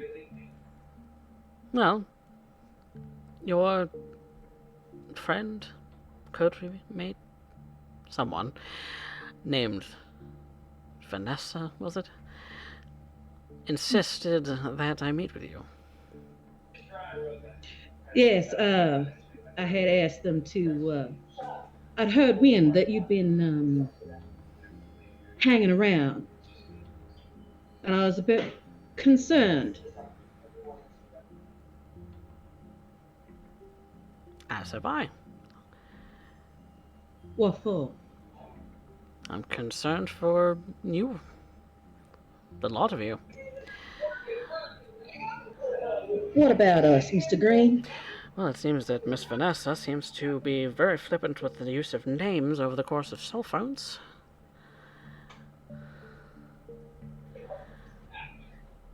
And this concerns you how? It concerns me because it is the livelihood of all of our kind that is put at stake with these sorts of things. Such devices should be used minimally. Used with care, yes. I shall certainly have a discussion with my wonderful coterie mates when we leave here. But, I'd heard you'd claimed stake on this here business. I've not made any claim. I simply left you a note. A note? Well, I did hear that there was a mark here. Yes, to indicate that I am watching.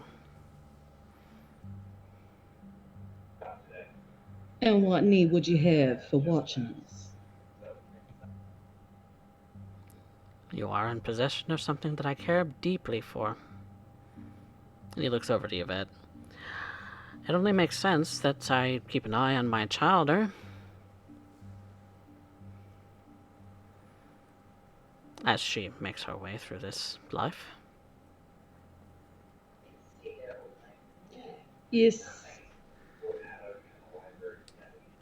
You see the need to keep an eye on your child.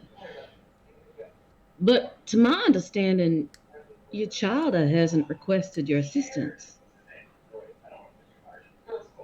In fact, your child, didn't she walk away?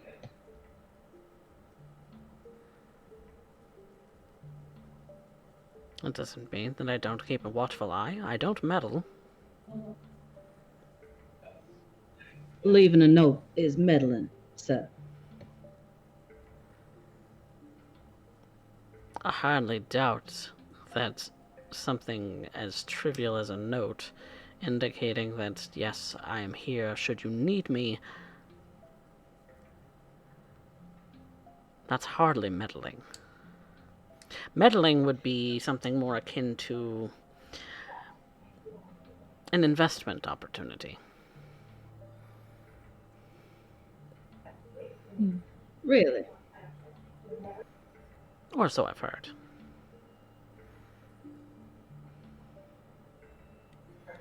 So you've heard. I've heard. From whom? I mean, they were speaking loudly about their opportunities out in the parking lot. I couldn't help it over here.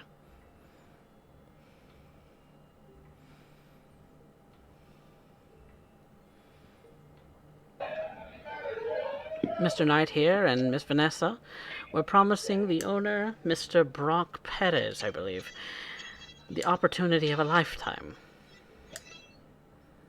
I imagine they were. Again, at my behest. At your behest. Of course.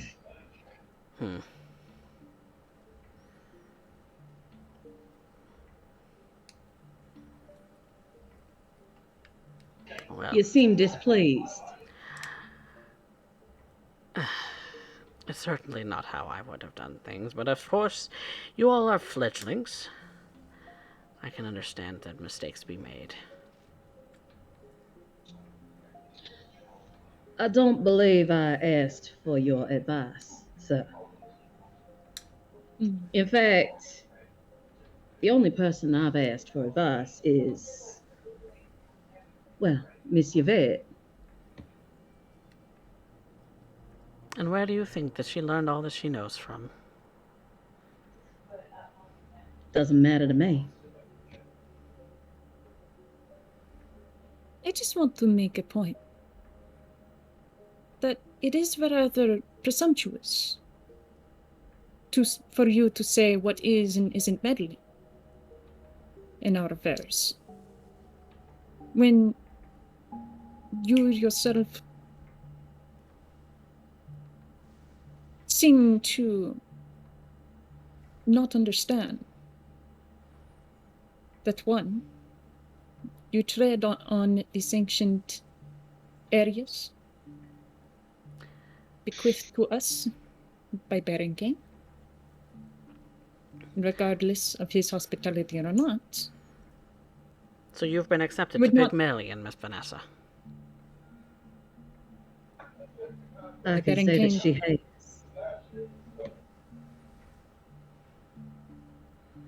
My congratulations to you, then. Thank you. The point at hand is, you sought Baron Kane's hospitality, but you did not seek ours. You did not seek Pygmalion's. Baron Kane still resides over this domain, does he not? Or does it not work that way? I get so confused with question. Anox. I have a question. How long do you have left in the city? Until I am requested back? Not what I meant. How long do you have left in this city with permission? I don't expect that Baron Kane would be too hospitable to one such as yourself.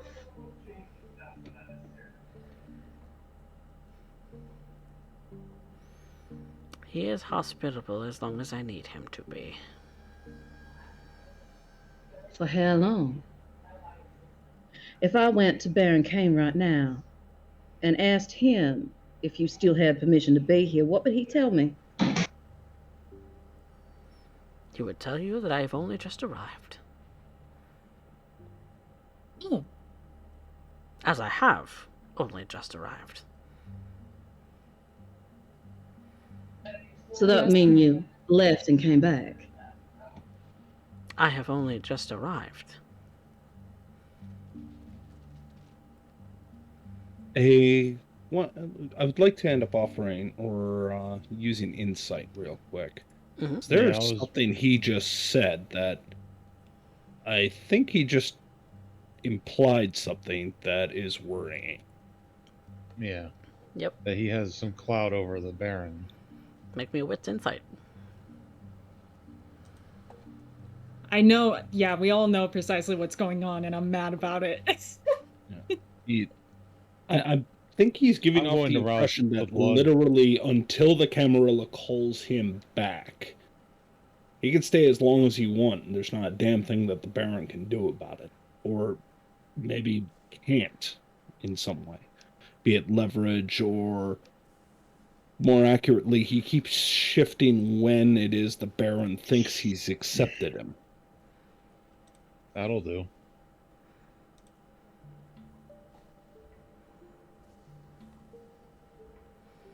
Alistair in for the kill. He's always so hard to read, Yvette. Alistair, there's something fishy. There's something real fishy. This is... I You think I have... will also roll. Yeah. You have experience, maybe not firsthand, but you definitely know that there's powers out there to manipulate memories when it comes to kindred. And perhaps that's a particularly scary reason that he is to be feared. He's hard to read. It suddenly just dawned on me. What happened? Yeah. No, it yeah, dawned on me just how deep this goes for Yvette. Okay, never mind. We're good. I re-rolled one dice. Something fishy. You can't put your finger on it right away. But ooh, What it stinks. You, Mr. LaCroix. What did you do to our Baron? I've done nothing to your Baron. Here's the thing. You sticking around here, our friend does not wish it. You may feel possessive, even care about this person. But it probably isn't going to end the There's way you some wish. very loud background noise on your Mox. Sorry. It probably will not end the way you wish. Father and... well, it is dealing with someone in a position such as yours. There can be hard feelings. I only hope that you will respect Childer's wishes and not interfere with us or our domain.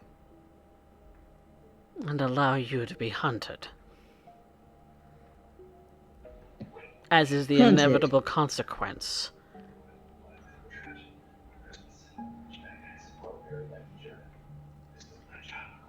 You're saying we're being watched? They're That we've always... drawn attention to ourselves? They are always watching. Stories of things up north in Detroit with the various cities that have toppled as a result of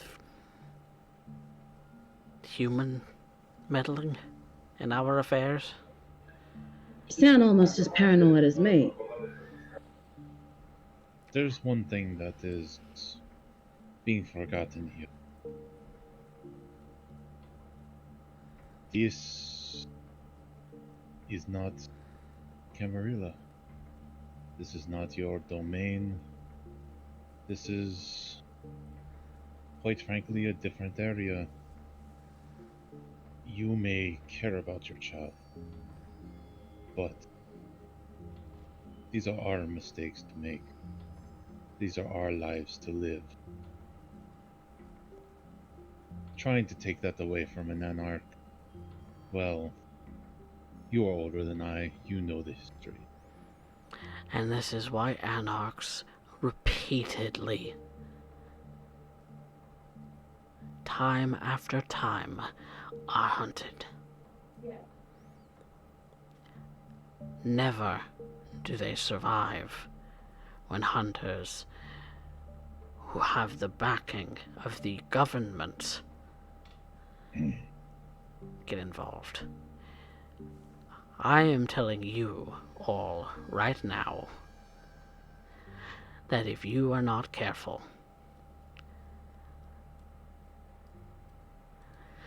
that they will come for you. And if you want Wow. nothing to do with me, then I will simply go back to France right now. This moment. I appreciate that. I'll look to Yvette. That is if, and only if, you do not want me to come and rescue you.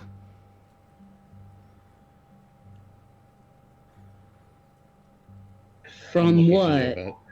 He's looking at Yvette. He's paid no attention to any of you, any of the rest of you. It'll probably be the first time he's actually, or anybody has actually acknowledged that Yvette has been in the presence the entire time. In fact, she has purposely remained silent and been beside, or been at Pax's right-hand side this entire time. And he's only been looking at you for like the past minute.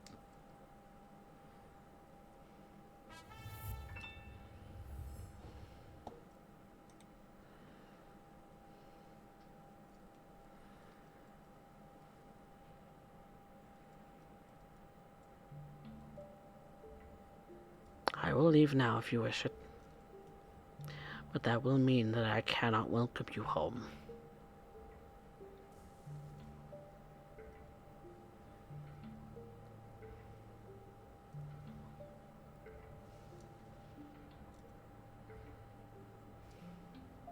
Senorita? She shakes her head for a moment as though she's came out of a trance when she looks towards Lupe. Salvacro.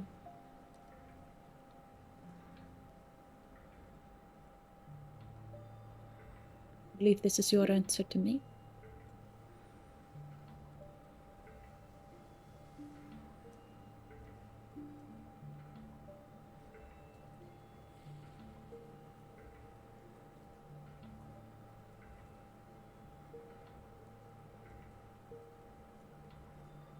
Am I to understand that you would never return? Make no moves against me or the coterie, simply get on a plane and leave this evening. Yes, I would. Never to return.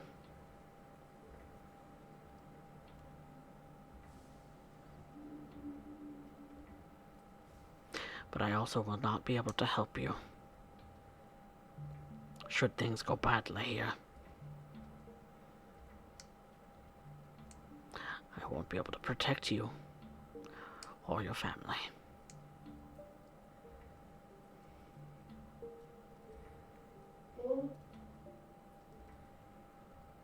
She nervously steps forward, walks up to him. She takes his hands. Monsieur Lacroix, I am deeply moved by your concern. I remember always what you have done.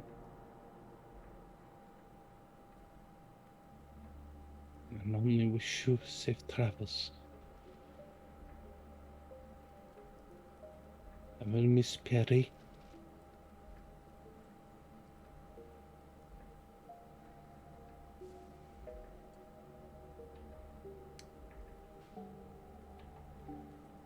But my place is here in Austin. She takes a moment to recompose herself.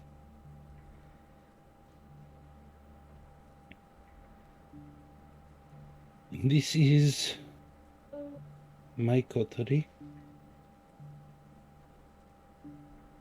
And this is my life.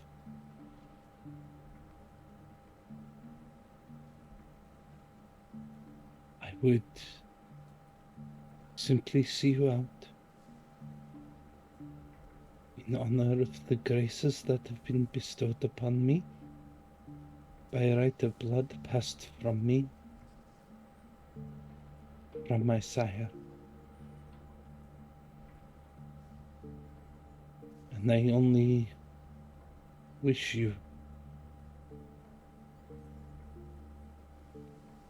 some peace in the evenings to come.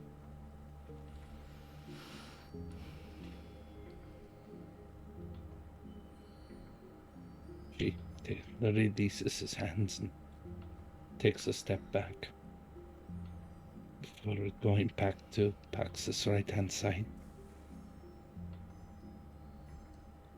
Then let it be known between the four of you, and whomever else it may concern, that Yvette Lacroix is dead.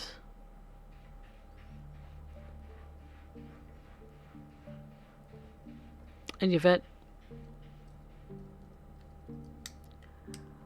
what is your real name?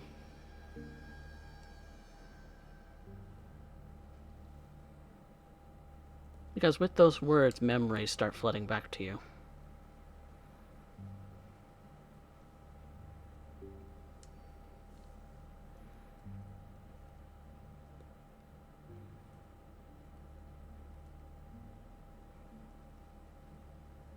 He takes a moment.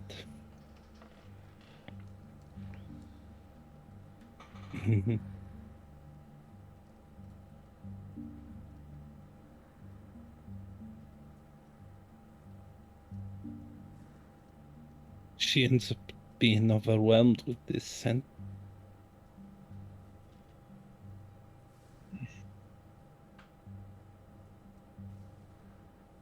De La Fontaine.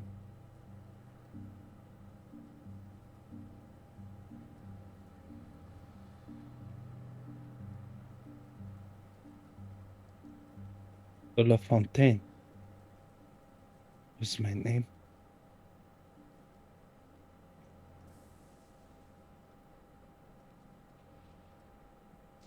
It is only that Yvette may do to hold herself with some composure, though blood may cure at the corner of her eye.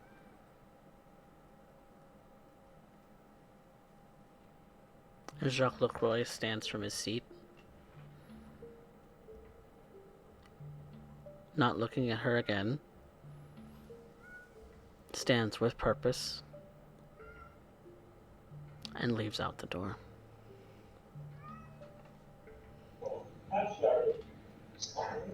Good riddance. Pax turns around. Did we hear Yvette say that her new name was Nope, you Fontaine? didn't. She didn't say anything. I'm simply Okay. stating it for the record. Okay. Are you okay, Pax Yvette? turns around to look at Yvette. Sorry.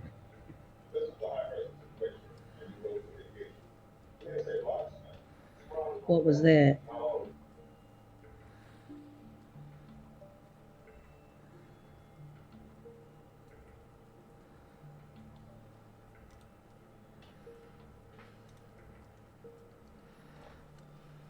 She takes a moment to cover her eye, wiping away what could have been an embarrassing tear. That was as was perceived, Mademoiselle Cosetta.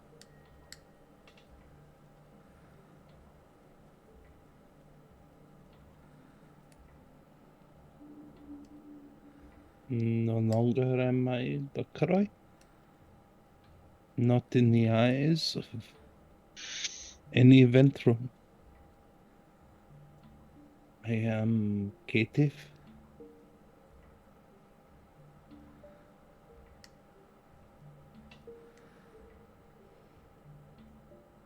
Mademoiselle.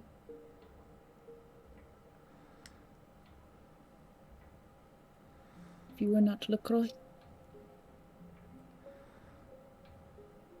then what is the name I owe you?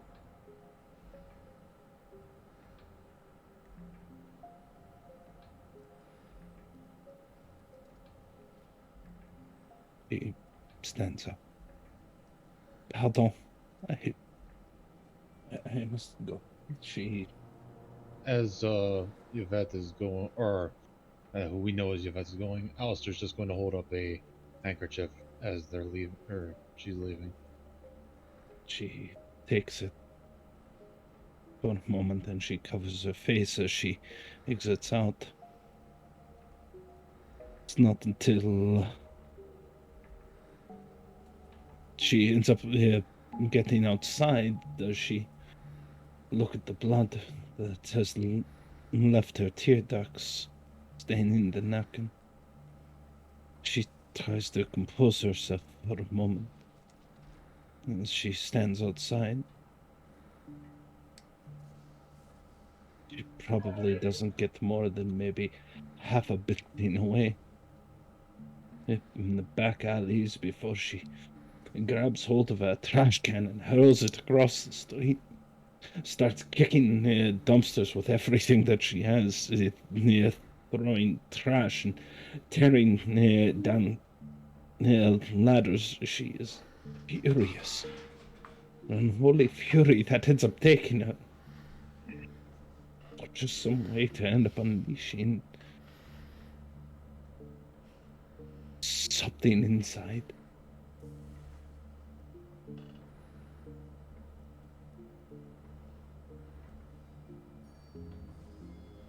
Moment, the coterie perhaps thought would be a moment of joy. Yvette would not have to suffer under Monsieur Lacroix.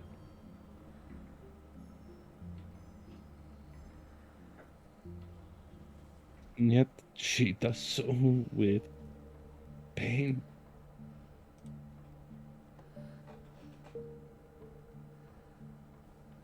Her hands lashed from grabbing torn steel and broken glass. Or she just falls to her knees exhausted and starts screaming into the air, a voice echoing amongst the old brick between the buildings.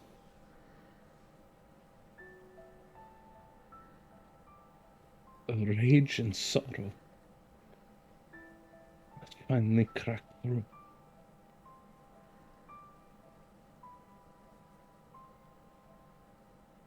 A noise pierces through the rage, the sadness. A notification on your phone.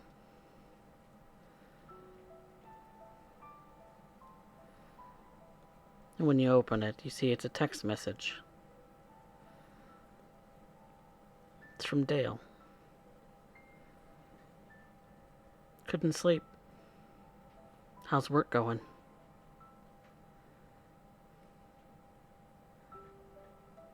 A handshake.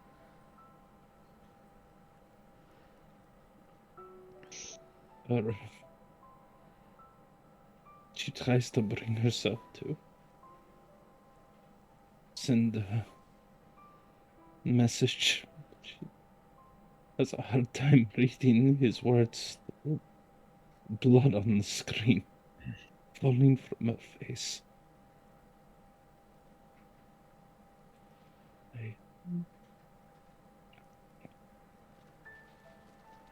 It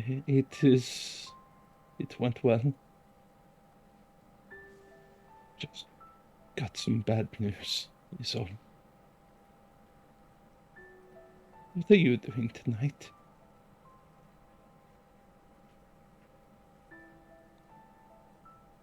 I'm awake. Come home. Looks at that word. That strange word. That strange little word of English. Home.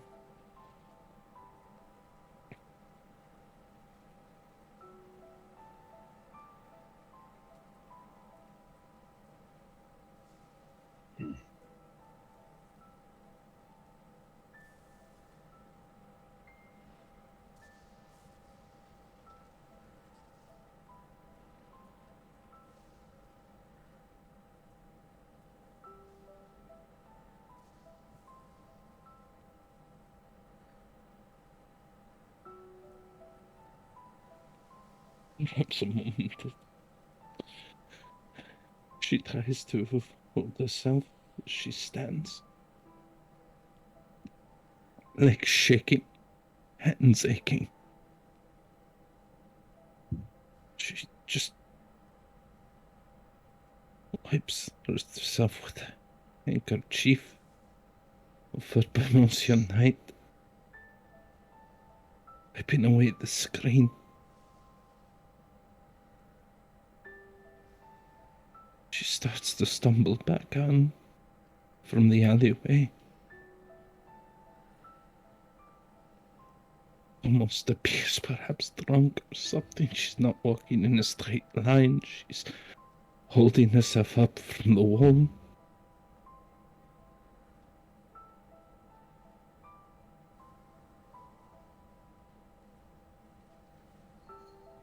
She has to get home. She has to get home. She can never go home.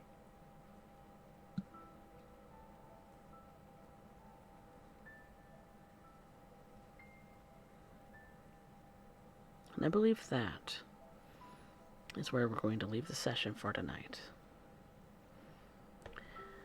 We will be right back, everyone, with the experience and everything, so don't go anywhere.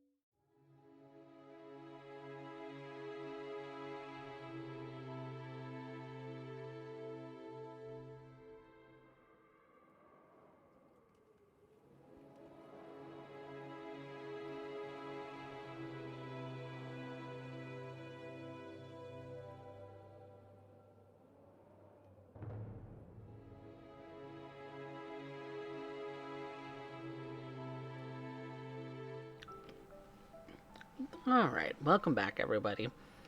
We are at the end of the session. We're doing the end of session stuff, so I still have sad music going. You're welcome. Everybody, how we doing? How we doing out there, chat? Gucci. Are we I feel Gucci? Gucci. Are I we feel Gucci? Gucci. Chat, are we Gucci? Did we get some tears? Throw some coffee cries in the chat.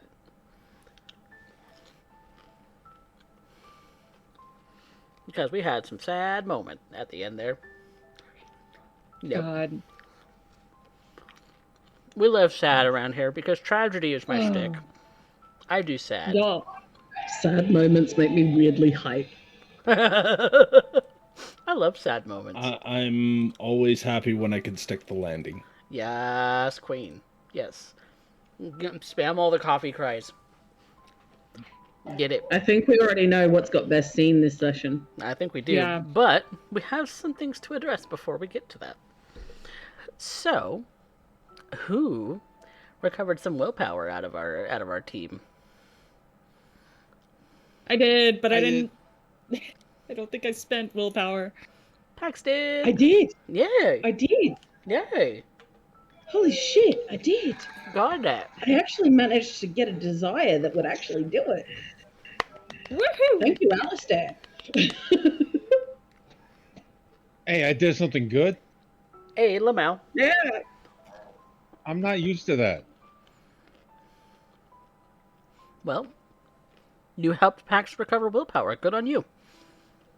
Yes. Whatever that was. I don't know what your desire was. But did anyone work toward ambition? Oh, that's a good question. Does being officiated into the coterie count as finding me familia? I think it counts toward that. I don't That's- know. I don't know whether you consider them or they consider you family just yet, but you've been been accepted officially somewhere. accepted by the coterie. Yeah. That's a start. Fuck yeah! I'm part of the coterie! Holy shit! You're fucking welcome. There you go. Welcome to Pygmalion. Welcome to Pygmalion. As I watch you all collapse. These fuckers are gonna get hunted. Oh, Just watch. God. But yeah, there's that. I don't think there's any stains to issues, so I think we're Gucci on that. So next is experience. So we do things very similarly to how Derek does things in his chronicles. In that, well, somewhat differently from San Jose, but we start off with one for everybody who comes to the table. So one for each of you, your consolation prize. And then we do some RP. Yeah, I got a gold star. Yay, Sorry. gold star. And then we give out, based on player votes, experience based on some roleplay prompts, like who had the best scene, who moved our plot the furthest, and who had our best line of the night. But the last one, with that poll that you see at the top of chat, that is where you, the viewer, have a hand in how these kindred progress. And so go ahead and throw in your votes. You can use channel points or bits to make it happen, should you desire it. And so, in that regard, let's see who... Zulu's already talking that they want Yvette. All about Yvette for Zulu Foxtrot. Gee, I wonder why that happened. I wonder. So is Alistair going to wear the gold star on a hat next session? Lol. Nice. A wizard hat, specifically. Wizard hat, exactly. I You want. mean like Harry Potter? Who? No, Inside I jokes. want. All the Yeah, I inside want jokes. a leather. I want a leather sorting hat, wizard hat. Yes, I totally want one. get it. Let it be done. But, who moved the plot? I would say that I would give that to our dear little Ravnos. Lupe. Oh, I'm I want to agree, but I'm actually going to end up differing here. Ooh. I'm actually going to end up giving it to Alistair, and I'll tell you why. Alistair's been in this plot longer, has kind of set the original groundwork. Lupe ended up starting to end up building it up, but when everything flubbed, Alistair was the one to step in and try and end up getting things from spiraling out of control. I would have to second that. I was gonna give it to Alistair for very much the same reasons. So, like, as much as I hate to go against, I gotta end up doing so. That's I okay, will because I'm gonna get the graciously, quote. agree. All right. So it's 3 on Alistair. There you go. Majority vote. Woohoo. Best scene. Do we need to even tally it up? Gee, I wonder who. That. No, See, There you I go. thought we had a. I'm actually gonna throw a different vote in. Oh. Contrarian, this man. Yes, I am. That's what I am, and I will mix it up every single time, and I'll give you for your consideration, but for a very similar reason. I want to give it to Lupe, Oh. Why Lupe? and That it's specifically the scene after Yvette drove away. Ooh, that was good. It's because it's you, and because I want to be you. Oh. That's a good line, though. That's No, I why- was After thinking- everything that's that happened was- today, shit.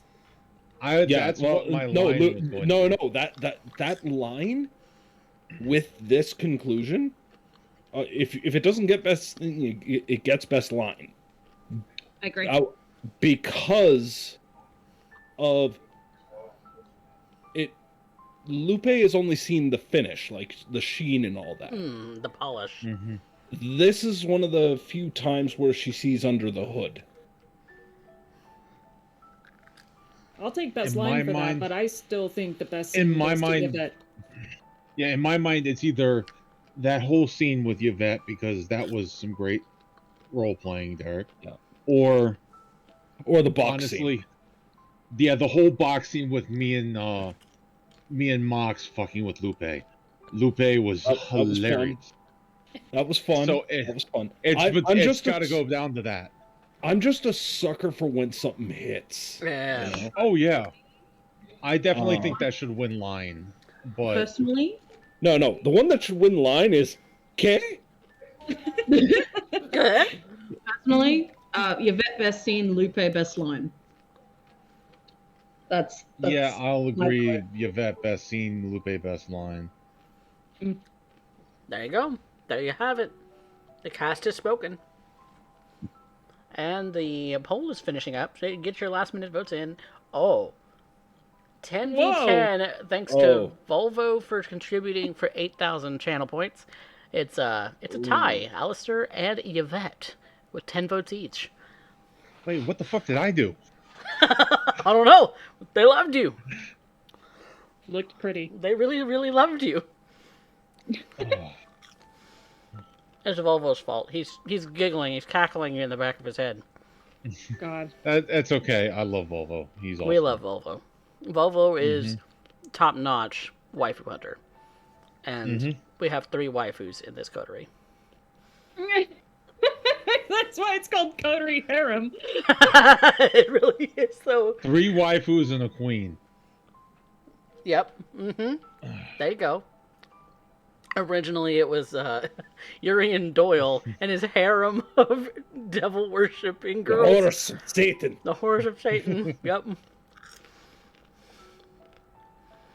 Oh man. Volvo says, "Praise be." I just love watching Derek nom his cat. Yep. Because The she like affectionate nomming. the affectionate nom nom nom nom nom nom nom nom. But yeah. So, I think we have to have a roll off. Hi, Clan, hi. Good luck. Yeah, hi Ken, hi. Let's stick together on this. Hi, clan. Hi, big money. Hell yeah. Holy shit, I actually got a dice roll. Congrats, Hey! guys! Spam the mojo dice if you have them. Yeah, buddy. Yeah, buddy. Great session, guys. You guys are That was fun. fantastic. Fantastic, fantastic cast members. Yeah, spam all the mojo dice. Because we mojo diced it. Hell yeah. So, yeah. Thank you guys so much for playing this lovely campaign in Chronicle with me. Thank you. I hope that you've all enjoyed out there in the audience, and to my cast members that you've enjoyed the game. And so let's do a little bit of shouting out for our streamers amongst us. Derek, what you got coming up on Drawing on the Macabre soon? Well, actually, I gotta end up finishing up some art for San Jose by Night City of Glass. I said it right this time. You can't Yes. gaslight me into not saying so. That being said, I'm also now prepared. open for commissions. So we opened up the timer on Tuesday. We ended up doing some more of the Bachal make mechs into waifus art. I am love it. surprised that's becoming a thing, I but love I'm that not that's a arguing it. thing. I love that that's a thing because it placates to you battle techies and to the waifu hunters. It's just what we're doing now. Yep. But outside of that, I also end up running, well, now San Jose by Night City of Glass on Sundays, 7 o'clock Central Standard Time is when all my streams are now going. So we finally Yes. got them all locked into the same time frame. Yes. Mondays I also end up running, well, a Vampire the Masquerade workshop at the start and end with a Battletech workshop at the end. So if you're interested in any of those two game systems, if you want to end up asking a bunch of stupid questions, if you just want to hang out, hey, come on in. It's a mosh pit though, but hey, so long as you know the rules of the mosh pit, you'll be fine. Exactly. Well, that fat guy, are you doing anything special on stream lately? I sadly cannot stream for a while. Oh no! I have internet issues, and Aw. until I get them resolved, at least for the next month, I wanted to start back up in January, but it's just been a whole thing. Probably sometime in February I'll be starting back up streaming. I'm going to try to set it up so I can do some painting streams too. Yep. Just I want to get back into streaming because I miss you guys and like hanging out and just playing games or chatting. Absolutely. Yes. So I apologize for my absence. Give Fat Guy 3, that Fat Guy 3, a follow so that when he does go live again, we can all jump on him for being a hunter on Dead by Daylight, or or I will. or do finger waggles about his paint technique, whichever comes first. Oh yeah. But that being said, we here are the wonderful CoffeeCat presents the stream that you're watching now. Thank you so much, everybody out in chat that have thrown in bits and thrown in channel points and everything else that they've been doing to support us. Thanks again to those who raided in. You guys are fantastic for doing that. I sadly did not bring up my Streamlabs, otherwise I would have the event list and I'd actually read that off. But I did not do that because I'm dumb. But thank you guys so much for watching here on Twitch, and if you're on YouTube and you are not following on Twitch, the link will be in the description, and I will also be tagging anyone else in this game who does have a YouTube channel in the description as well. And so definitely give them a follow on Twitch and on YouTube. All of their links are going to be in the chat in there too. So definitely love my cast members and all of that stuff. But yeah, you can find us on YouTube and Twitch, and if you missed part of the stream today, check back tomorrow on YouTube, because that's probably when I'll be posting VOD. But so far so good for a Rebirth tomorrow as well for that game, because we have some undead to get to the bottom of, so That's a thing. But thank you guys so much for watching. And until we see you again, good night, everyone.